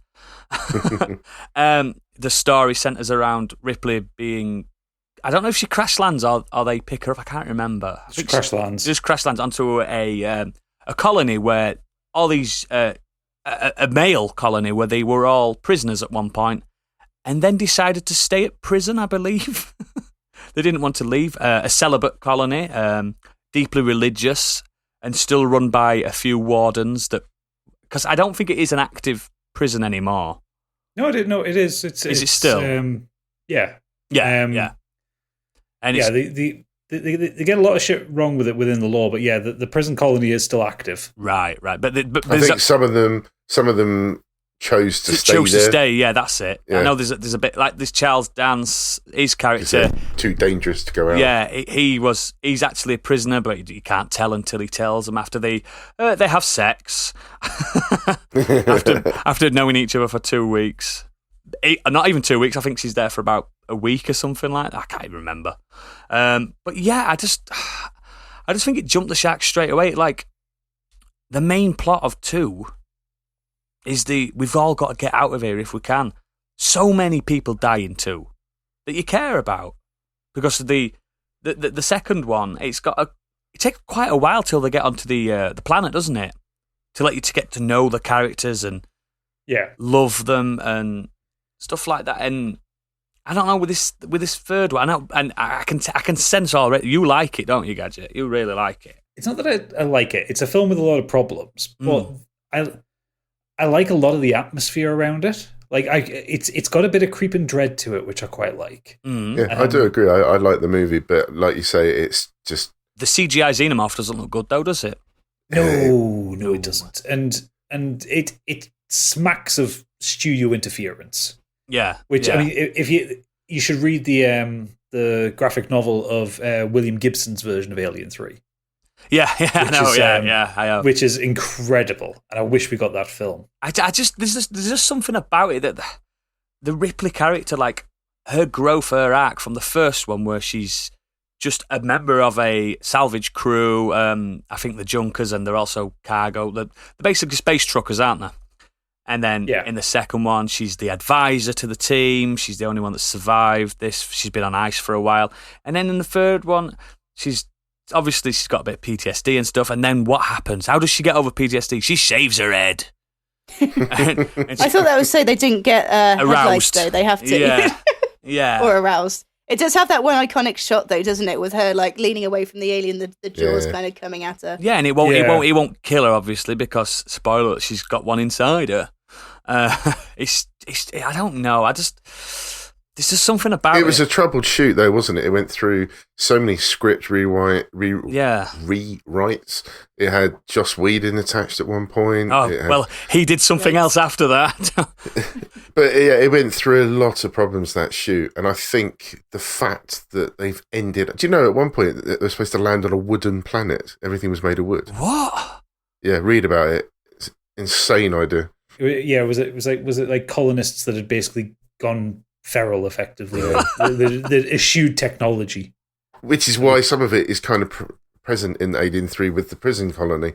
So there's some of that actually stayed. I remember reading about crazy. Fincher saying he was deeply affected by Peter Pan as a kid and the Lost Boys and what happens to the Lost Boys when Wendy leaves and then Wendy comes back. Do you know, it kind of used that parallel and stuff like that.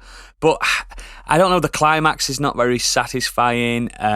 You know that halfway through the film she's got an alien inside her, so she has to die. Yeah. Or does she? And then this leads into Alien Resurrection, where the shark had already been jumped. And that is... I don't know a single person I've met that's a fan of sci-fi and horror and stuff like that likes Alien Resurrection. I only like one bit of it. Which bit? I was just going to say, there are bits in it Credits. that are good, but the movie as a whole is awful. I think the swimming sequence is absolutely brilliant in terms of horror. It's scary. Like, it is so tense. It's and Jaws, so scary. isn't it? Yeah, I think that works really well. The rest of the film's a fucking trash fire. It's awful. And the bits with the additional Ripley's as well, the clones. I just thought it was interesting. I thought it was just a bit of body horror in there. Yeah, I think Sigourney Weaver plays that. Sigourney Weaver saves that whole scene. Yeah. Like her performance there, the emotional trauma that she has there is fucking excellent. But yeah. I just think... We should have known we shouldn't have let Joss Whedon write shit. Yes, that's true. And he jumped the shark when he was born. I just think it led this like franchise down a path it couldn't survive after. I think Alien 3 was the pivot point. Like, let's just try different genres for each film. Do you know what I mean? It's like, it seems like the first one was... The director can pull it off. The first one was the mystery.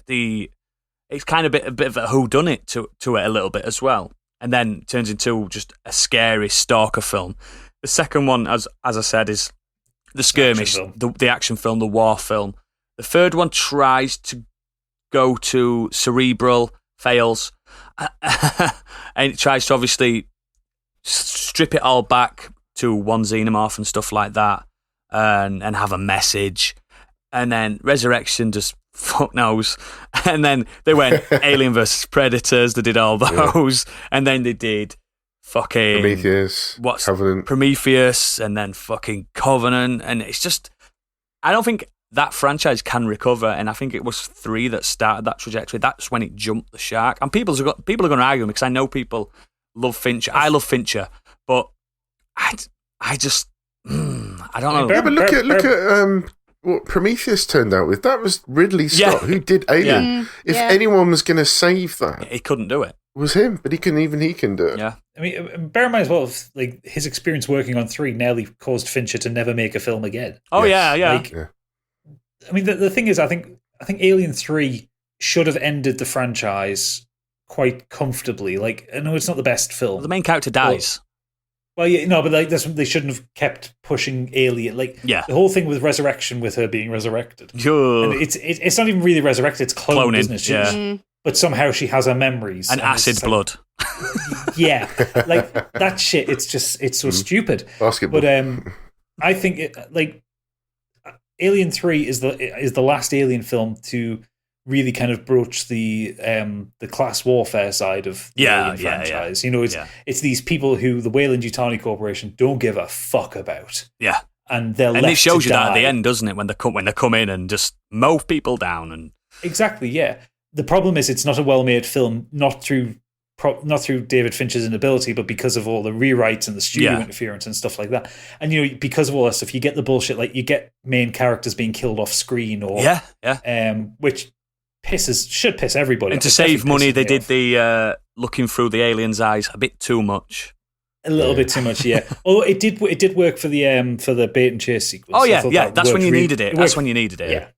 They nailed that. Yeah, and a hell of a way for Pete Postlethwaite to die. Oh, absolutely. and I don't know, it's that particular xenomorph, which I think they called it the dog xenomorph in the end because it came out of a dog. It came out of a dog. It's not the biggest, it's not the bulkiest, it's kind of a small creature, fastest. Isn't it? It's the fastest. And that's the twist to it. It's like this fucker can get anywhere. That's really clever. That's really, it makes it more insect-like and weird. And Yeah, there is a lot of good in it. The problem is like it. I say it's not a bad film. I think the problem is it's a very bang average film where the first two films were excellent. But in my head, would this film have been any worse or better if Hicks and Newt survived? They could have still been there. I just don't know why they killed them. They killed them off basically because the studio didn't want those characters in it. Because like I said, the original William Gibson script, which was written in '87, had them in it. Right. And they were supposed to be a big thing. And Bill Paxton, he was well up for it. Of course he was. Game over, man. By the time they made the film, they would have had to recast Michael Newt Bain anyway, because the little girl would have grown up by then. Yeah, because it was 10 years later or so. But yeah, Bill Paxton was well up for it, and it's Michael Bain, isn't it? Is it Michael Bain? No, it's Bill. Yeah, is it? Michael Bain is. Sorry, Michael Bain. Yeah, sorry, no. Yeah, I'll scratch it. Yeah. Michael Bain was well up for it, and he had signed on to it initially. He wasn't doing anything else, was he? No. And yeah, that film it could have been made and it could have been brilliant. Yeah, I think so. Right, like I guess the way to equate it is like this is the Alien franchise's Godfather 3. Yes, perfect. It's not a bad film, but it's nowhere near as good as it should have been. Yeah. I'm still amazed it turned out as well as it did. But that's I just think Alien 3 is I think that is, people say it's Resurrection, but I think 3 is the jump in the shark moment in that franchise. By the time we get to Alien vs. Predator and stuff, the shark's long gone extinct. Do you know what I mean? It's too late. We can't come back for it. And Prometheus, fucking hell. And Covenant, even worse. Yeah. Covenant's awful. How do you make a film worse than that? I'd rather watch Resurrection than Covenant. Ooh, that's a strong statement. Seriously. Covenant's not good, but it's not Resurrection. I genuinely think... I'm with you. I think Resurrection's better than Covenant. Fight me, bro. I hate Covenant so much. So bad. I tell you what jumped the shark with Alien 3, though. That's the Academy, because they nominated for an Academy Award for visual effects. It's the ugliest one. Must have been a slow year. It lost to Death Becomes Her. It does look a lot better. That's a better film. Yeah. Yes, Alien 3. So anyway, let's move on. Biggie. Well, Raiders of the Lost Ark. What a wonderful action-adventure romp, which is a timeless classic. Incredible film. You've got Indiana Jones, The Temple of Doom, the sort of difficult second movie, but I love it. Darker. It is. Very Caliber. Yep. Caliber. And then you have Indiana Jones, The Last Crusade, part indie origin story, part buddy movie with the wonderful Sean Connery playing his father. So Indiana Jones 4. What could possibly go wrong? Well, Indiana Jones, The Kingdom of the Crystal Skulls, which I still technically refuse to acknowledge exists, just got it wrong. I just can't understand how we ended up with that movie. It still upsets me. The first opening scene just... He survives a nuclear blast in a fucking lead-lined fridge. I mean, it's a great setup. I'd like the idea of what happens, but it's just the fact that he gets launched into the air with this fridge, slammed into the ground, and he opens the door and just steps out. It was like a Warner Brothers cartoon. It was just... He steps out about fucking 500 metres away from the actual blast. He's got cancer regardless. If you play Fallout New Vegas and he's there. In a certain part of the Mojave, there is a fridge with a skeleton in it with an indie hat on it. Yeah. It's just... I'm sorry, I'm not going to talk about it much because it just upsets me so much. But what about the saving grace of Cate Blanchett's acting and Russian accent? Or the saving grace of Shia LaBeouf's existence. Oh. Yeah, the fact that his character is called Mutt Williams. Well done, kid. You brought a knife to a gunfight. It's just... And the double agent reveal. I mean, what is happening with that? Is it Wexley or something? No, I'm not. I'm an agent. I'm a secret agent. I'm your mate. He's not again. Wexley, is he? Wexley's agent. I can't remember. One of them's called Wexley or something like that. Oh, I can't remember. I've seen this film once. The swinging through the jungle with the monkeys like they're best mates. It's just about the fire ants. Aliens. They're not aliens. Of course. It's aliens. It's always aliens. They're not aliens, though. They're extra-dimensional beings, remember? That's an alien. They're not. They're not from aliens. Space. They're from a different It's aliens. plane of existence. And this was the one that was supposedly, because he's revealed as Indiana Jones' son, that you thought that would be it, that the mantle's being passed over, and we're going to have the younger version of Indiana Jones. No, Harrison Ford is currently filming. He's got a shoulder injury already from, I think, opening the door. That might have something to do with Shia LaBeouf literally jumping his own shark. Yeah, he really well did. I forgot Ray Winstone was in this. Yeah, he was the double agent. Yeah. And the simple fact is, he's like 70. Now, I'm not ageist, because clearly I'm on this podcast, but the simple fact that he's 74 going in to play Indiana Jones. What is he going to be pulling off in this movie? I just don't understand It's going to be like Vietnam War or something, isn't it? He's 78. Stopped. Oh, 78. I mean, he should He have does smoke a lot of weed, so maybe that's keeping him nice and fresh. That said, I would rather see him play a 35-year-old Indiana Jones than have somebody else play Indiana Jones. Like, I don't mind if it's a mantle that's being passed on, but I would have rather seen him play Han Solo in the Solo movie than somebody else. What, being de-aged? Yeah, I'd rather that. Or even not being de-aged. But that can't be an origin so story, iconic. though, if he's older. It's so iconic for him, though. Yeah. Well, yeah, I know, but I agree. I think, if you're ever going to have another Indiana Jones, you're going to have to do some serious casting to pull that off. I mean, I wouldn't know. I can't even think. Chris of any Pratt's not actors that busy. could pull that off. I was going to say Chris Pratt. Don't put Chris Pratt into that. No. But yeah, I'm just sorry. I'm just so disappointed. I've got the collect. Do you know what? I was in Tesco's today. £80 for the 4K new release of the Indiana Jones quadrilogy. £80 for 4K. I hope they'd be remastered, because I mean, I know they were good-looking films at the time, but That's 80 club card 80s. points, though. Think about it. But I know that. It's an investment. But yeah, I'm sorry, 1, 2, and 3. 2 gets a lot of flack sometimes, but I really enjoyed it. 2 was the one that like it. hasn't aged the best. Yeah, I would imagine there's some very. Yes. What's the minecart scenes probably don't look so great. It's not very politically correct as well. It's not politically correct at all. Yeah, there's probably a few issues with that movie, but actually, as the story of Indiana Jones, I really enjoyed. My favourite is Last Crusade. I think it's one of the best Sunday afternoon films you can watch, along with like Back to the Future and things like that. It's always Raiders for me. I love 3. I think it's a very close call, but Raiders for me. But yeah, what happened before? I just don't understand why that movie exists. It's awful. Indy 4 is one of the few films that I've gone to see in the cinema and I've fallen asleep. That's how much I cared for it. And I can barely recall any of it apart from how awful Shia LaBeouf is. Just completely uncharismatic, isn't he? People totally. I don't want to be like Mr. Contrarian and stuff like that, but people really loved Shia LaBeouf, and I would always say from day I'm like, I don't like this kid. I don't like him. And everyone's like, yeah, he's from my child. Apparently he's in some kind of kids show or something like that. he was in Holes, wasn't he? I don't even know what that is. Holes. Yeah. But people are like, I love him, and people love the first Transformers film. I mean, sorry, but you've got bad taste.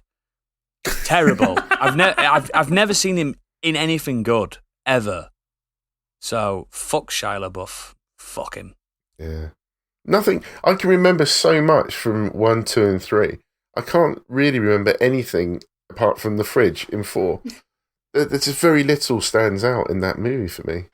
What? It is. It's a dreary, dull film, and that's the problem. It's like it didn't need to exist. Like the original 3 indie films, they are perfect as they are. They just exist. They are these engaging romps, slightly problematic in places, but they are these kind of.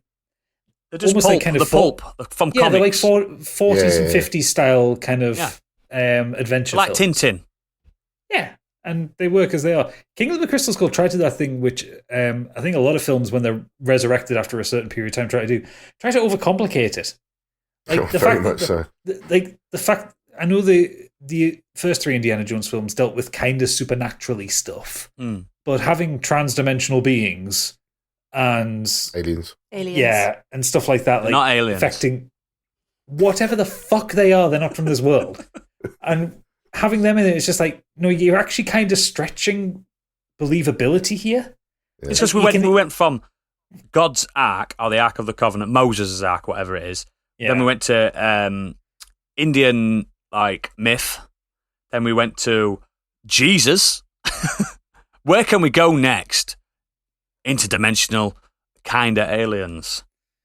Yeah, and it's what they're going to do on the next one. Flat Earth. I'm telling you now, it's flat Earth. They're going to discover that the Earth is actually flat. By the way, I am not a flat earther. Indiana Jones and the flat Earth. Indiana Jones and the government drones instead of birds. Who's not old enough? Yes. Yeah. I'd watch that. Oh, God, yeah. Imagine. Excellent. So, Candy, take us away. Take us out. So, my second one is Hannibal, the TV series. So, I do need to issue an apology to Lawrence Fishburne because this is the second time I've come from this evening. You really don't like him. I do like him. I just don't like the things that... He listens to this and makes all. bad career choices. I don't like his choices. I like it. I like how they start off, but as I said, they jumped the shark. So, I would say at this point, I am a huge fan of Hannibal. I adored the first two series. I do. It's one of the only shows I've ever actually had to turn off and wait till it was light to watch it. There's some scenes that just it made me fall in love with Mads Mikkelsen. He's so good. Absolutely, he's so perfectly cast as Hannibal, and I never thought anyone. He's better than Hopkins, I think. Yeah, I was going to say I didn't think anyone could rival him, but he captures the spirit of Hannibal from the books just so perfectly. I totally agree. And he keeps a European accent. Yeah. So sophisticated, so charming, and sort of more age appropriate as well. I mean, I think I'd find it difficult to be charmed by Anthony Hopkins as much as old Mads. Yeah. But when I heard there was going to be a TV series based on the character, and I saw who was playing him, I was just like, I'm not seeing this at all. Well, he was relatively unknown, wasn't he, at the time? I think it was probably, with the exception of Casino Royale, I think it was probably his first big role. Le Chiffre. Yeah. Le Chiffre. Yeah. But it was such a perfect cat and mouse chase between Will Graham and Hannibal as well. Like Hannibal just toying with him to see how far he could push Will, push him to create another murderer, and then Will Graham was battling with his own brain condition, not knowing what he could do. And in the books, Will Graham is way better than Clarice Starling, I think. Yeah. It's just a better character. He's just a nutter as well. But it was the third season, and it sort of just took a turn for the worse, and for want of a better phrase, it just kind of went up its own arse. It became completely sort of self-indulgent. They went to Europe, didn't they? Yeah, so it was a departure from the original setting, which that's not the reason it changed tone, but it didn't help. No. The first two seasons, it was so intelligent, and it lost everything that sort of made it intelligent. It was replaced with kind of cheap throwaway relationships between a couple of the characters, some of them completely unnecessarily. And it shipped a few things that were on Reddit, and they focused it too much on that, I think, trying to please the fans. Well, the first two seasons were like a mixture of Hannibal and Red Dragon, weren't there?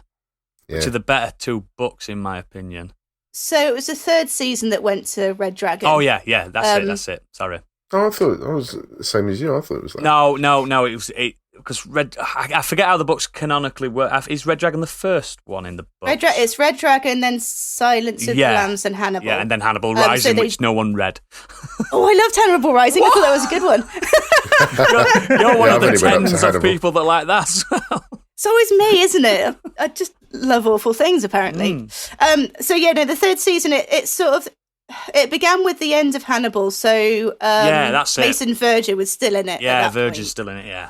And he kind of came to a bit of a disappointing end because they could have made his character a lot more. And I think they were doing interesting things with where it was going. Verger is a big baddie in the books. Yeah, and that just sort of fizzled out to make way for Red Dragon. They just sort of mishandled it and did it a real disservice, I thought. They gave very little backstory, which is fine if you have read the books, but I think we can probably assume that most people watching the show probably hadn't. Yeah. And there was no real ending for the Red Dragon plot either. So he was the weakest antagonist of the whole series. Yeah. And the episodes were just stretched out too long, and there was very little actual content. Did they know it was cancelled at this point? Is that? Don't think they did because they ended it on a bit of a cliffhanger. Yeah, I think it got cancelled like in pre-production of season 4. And a lot of people really praised the ending, but I didn't think like it was it. great. And it just, it became, like, you've used this analogy before, but it did become a perfume commercial, I think, at places. And just these long, drawn-out, artistic There's shots on scenes architecture for ages, isn't there? Yeah, so there was just very little content. So I was really disappointed with that. And it just... It just went absolutely up its own bum, I'm afraid. Shut the bed. Shut the bed. I agree with you massively. I think the first season is almost essential telly. The second season starts getting a bit trippy. But yeah, the third season, wow. But I saw the second season whilst I had an actual flu. Ooh, so you were tripping as well. I was absolutely hallucinating and trying to watch that as well, which... You need to be sober watching that. I really enjoyed. Yeah, I actually found it really weird sensation watching that. But, I still enjoyed it. Some of the shots on the first season where Hannibal's preparing food is incredible. Yeah. And you're like, it's like a cookery I want show, to eat that. Even though you might not be aware that some of it might be human. You can't tell. You never know. Yeah. And the delight in his face when he serves the food out, it's brilliant just watching his face. And that's what Silence of the Lambs missed, I think. Just the actual, the preparation and the joy it brought him to just really cook up a human well. Or, as it's called, long pig. Yeah. Yeah, that's right, yeah. Yeah. What is this long pig? Yummy. So, yeah, brilliant. That's it for our...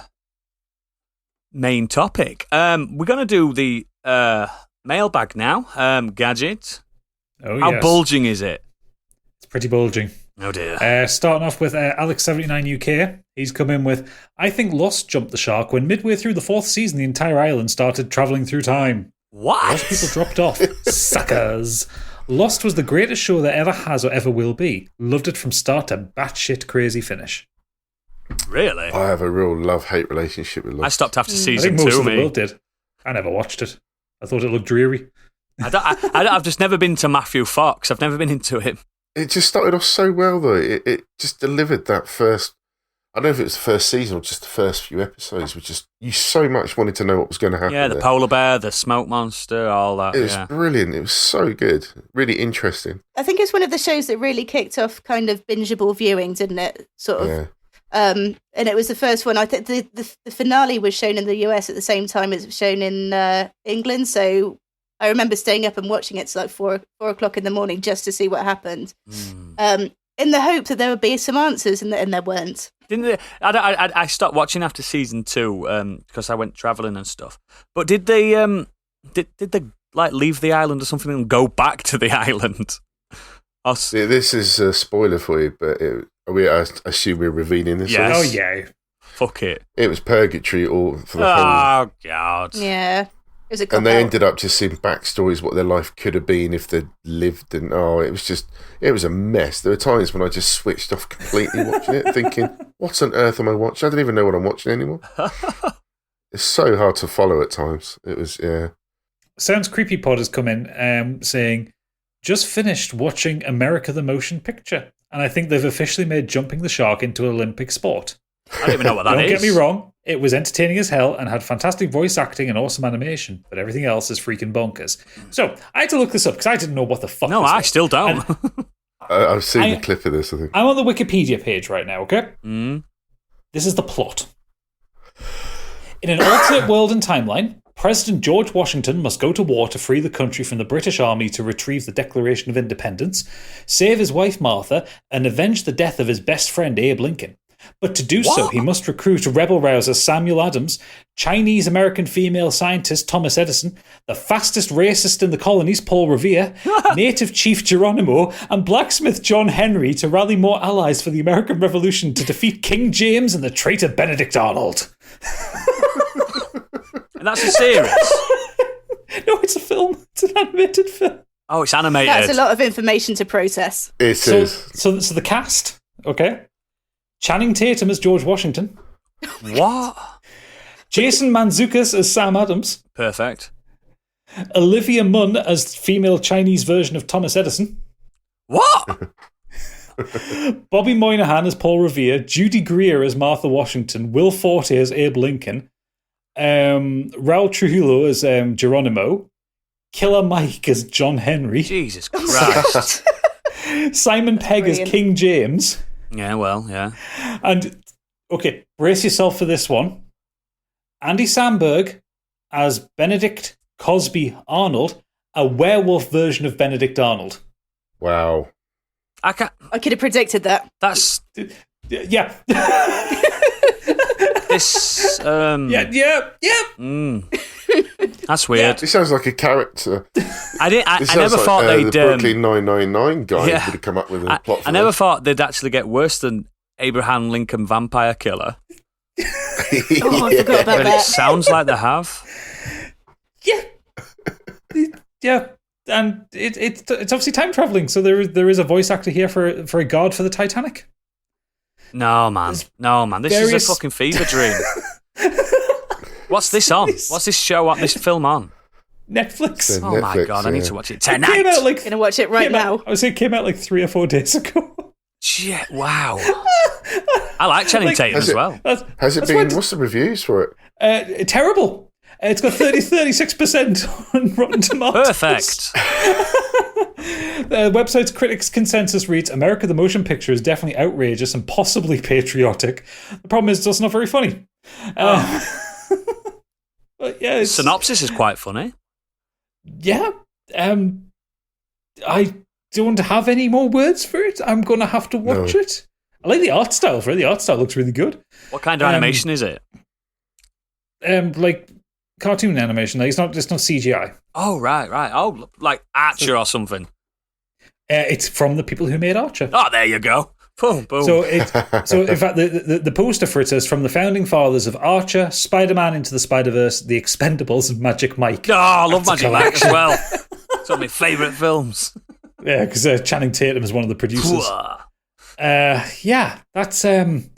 Thanks for that, guys. That's so much information I can't pass. I'm going to go back to sensibility with Smashiest Clay, because he's come in saying, Dallas is a great example of jumping the shark. One of the most popular TV shows of its day decided to have an entire season become a dream sequence so they could undo the fatal shooting of a major character.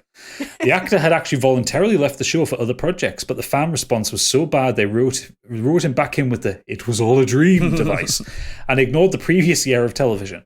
Fans felt cheated and the show took a dive in ratings, taking all the stakes out. Your show turns out to be a bad idea. They did it on Neighbours as well, didn't they? With the dog. I think so, yeah. He goes on to say Battlestar Galactica was a great show that apparently never planned what it was going to do to answer its great mystery plots. The writers never knew where they were going, and that led to the frankly weird end to the third season. The song All Along the Watchtower still fills me with irrational anger. The revelation of the final Cylons felt weird, it made no sense, and just left far more questions than answers. Starbuck has returned from the dead with no explanation, and it all leads to a nearly incomprehensible fourth season. Yeah, I love Jimi Hendrix. It's my favourite track of his as well. But even I was just sitting there watching this show I loved, going, what are they doing? Why is this in here? It's a banging song. He then continues, Dexter was an excellent television series, and the Trinity Killer season is a real high point. But the show very quickly went downhill after that. I think everyone agrees that the Trinity Killer was the last good season. I've still never watched it, even though you've told me to. Yeah. It's great. The moment where Deb finds out her brother is the killer and then decides she has feelings for him is premium jump the shark territory. And I can't even bring myself to talk about the finale. And honourable mentions go to True Blood revealing Suki was a goddamn fairy and Sherlock having an evil sister he conveniently forgot all about. Yeah, I remember that. I fucking loved Sherlock show, and that bit was Jesus Christ. Fucking hate Sherlock. Really? Last up, is that last up, I believe? No, it isn't. Second to last up. Bobby Wayne, your old podding buddy, has come in and he's done a deadbeat punk. He's given us an essay. He says, a franchise that jumped the entire megalodon for me is the Sonic the Hedgehog franchise. Yeah, after second one. Yeah, the earliest video game memory I have is Sonic 2 on the Mega Drive. My dear old grandma used to own the only console in the family, and I loved the game. I would spend hours playing as Tails, dying repeatedly, while my much more coordinated gran would hunt Robotnik down on every stage as Sonic.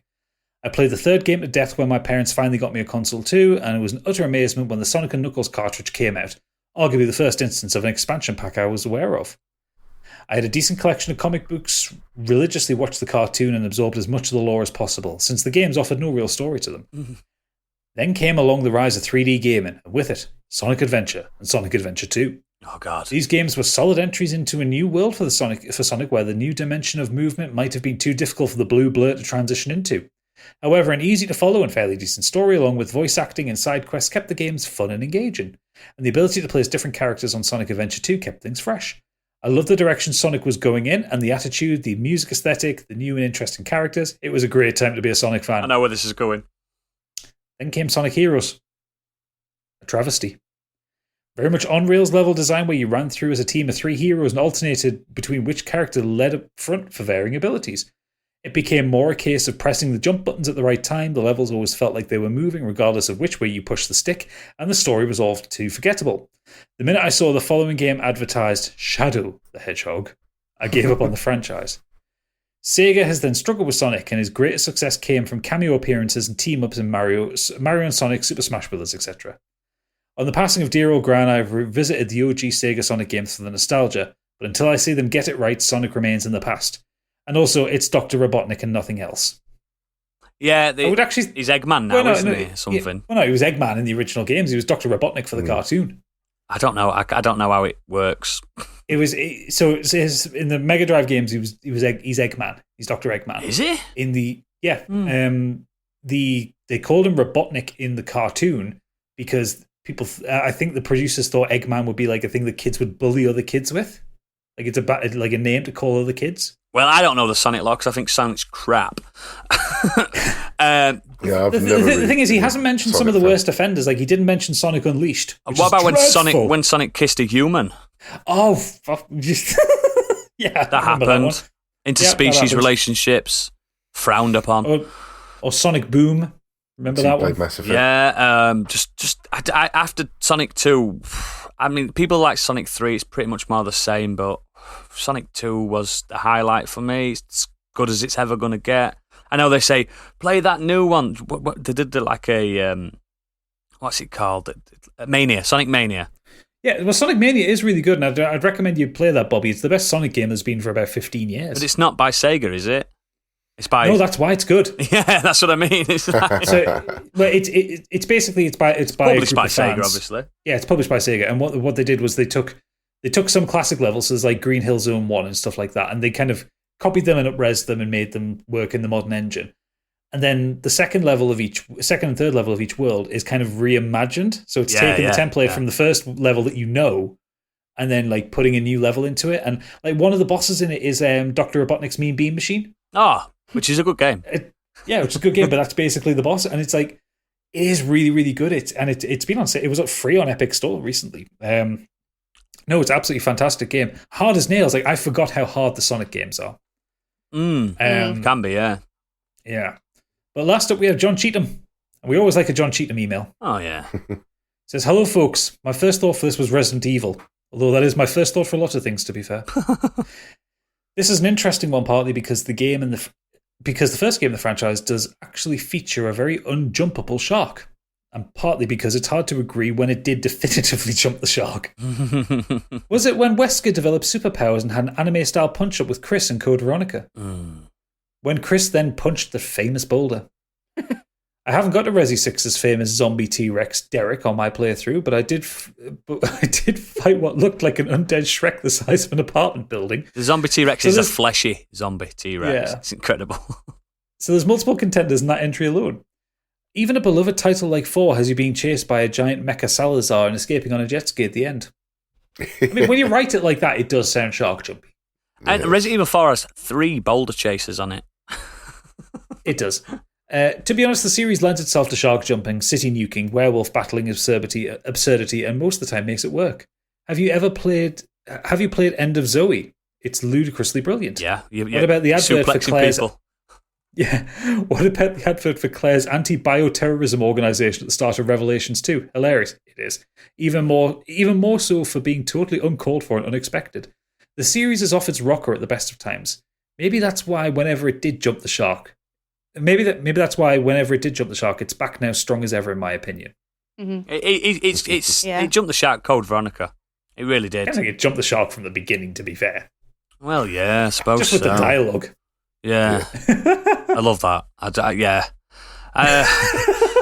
With Code Veronica, though. You're thinking back to Barry Burton quotes now, aren't you?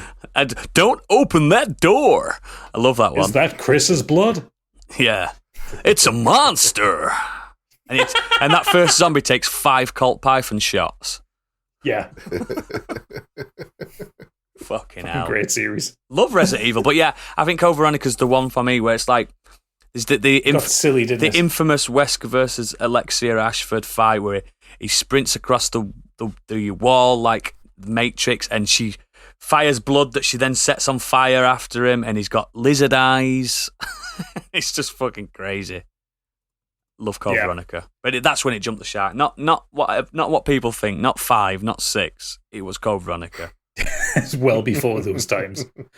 But yeah, that's everything we've had this week. Thank you very much, everybody. And I'm so going to watch America the Motion Picture. So am I. Excellent, thank you. Now, let's move on to the socials. Stig, have you got the socials? Stig? Hello. Hello, yes, Stig here. That's not Stig's accent. Stig's accent is like, hello there, it is I, Stig, from Yorkshire. Here is my Yorkshire accent. I'm actually Stig's butler, so I'm here to tell you the socials. So you can find us on Twitter at modernescapism. On there, you'll find a link to all of our episodes, social and Discord. If you have any comments, you can either tweet us or email us at modernescapismpod@gmail.com. If you'd like to watch gaming streams, come and watch us at twitch.tv/modernescapism. On Saturday, Oodles, you're starting Fable, aren't you? Yeah, because I've never really played that. I've played bits of them, but I was never an Xbox guy.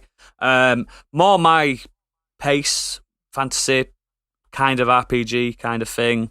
And you guys told me Stephen Fry's in it, so I'm in. Yeah. I'm in. Mondays we have Biggie Dies. You can watch Biggie continue his playthrough of Dark Souls. He's still going. Man, those archers. I sent you that video. You know what to do. That nearly broke me. No speed runs. Wednesday, Gadget does a variety stream. What are you doing this week, Gadget? I'm going to carry on with the second. Well, by the time this comes out, remember Time Flat Circle passed, and I will have done the second episode of Dusk, which I really enjoyed doing. I really enjoyed the first one. The soundtrack is banging. Oodles, you'll love it. It's metal as fuck. I watched it in the bath. Well, why are you always naked when you watch me? It's really upsetting. That is really weird. It's a compliment. No, it's because it just coincides with my weekly bath. Oh yeah, the weekly scraping. I have a shower every day, but the bath is a Wednesday night thing. It's a treat. Well, that's a treat, isn't it? Yeah. Bathly treat. Thursdays we have Candy's Creature Feature. That's my horror stream, and we're currently playing Hellblade: Senua's Sacrifice. Pure banger. Absolute banger. So we've just done the first 2 sections and we're about to head through the mountain, so shit's about to get real. You can find us on patreon.com/modernescapism. Gadget spoke about it earlier. We've got 3 tiers: £5 for Modern Escapees, £5 for Scorched Sheep, or £7.50 for the Biggie Bundle, which gets you both. And I absolutely cannot recommend this enough. You get so much content. You get low-key spoiler specials every Friday, and you get monthly specials, and I know some of the specials that we've got planned, and you won't want to miss it. Next week, we got Horribly Miscast and how you'd recast it. Yes. So pretty much of a concept episode. We do like those, where we get to choose our own cast. We've got no budget. We're just going to go crazy. And if you can, please leave us a 5-star review on Apple Podcasts or anywhere you can find to give us a 5-star review. We do read all of them. We only read the 5-star reviews. So even if you want to moan at us, give us a 5-star. Excellent. Thank you very much. And thank you all again for joining me, except for Stig. And thank you all for listening. And for the patrons, we'll meet you around the back for a quick smoke. For everyone else, don't forget your armbands. I ain't got an ending. What can I say? Armbands? What? The end. You know your armbands when you go jump in the shower? No. Cue the music. Bye.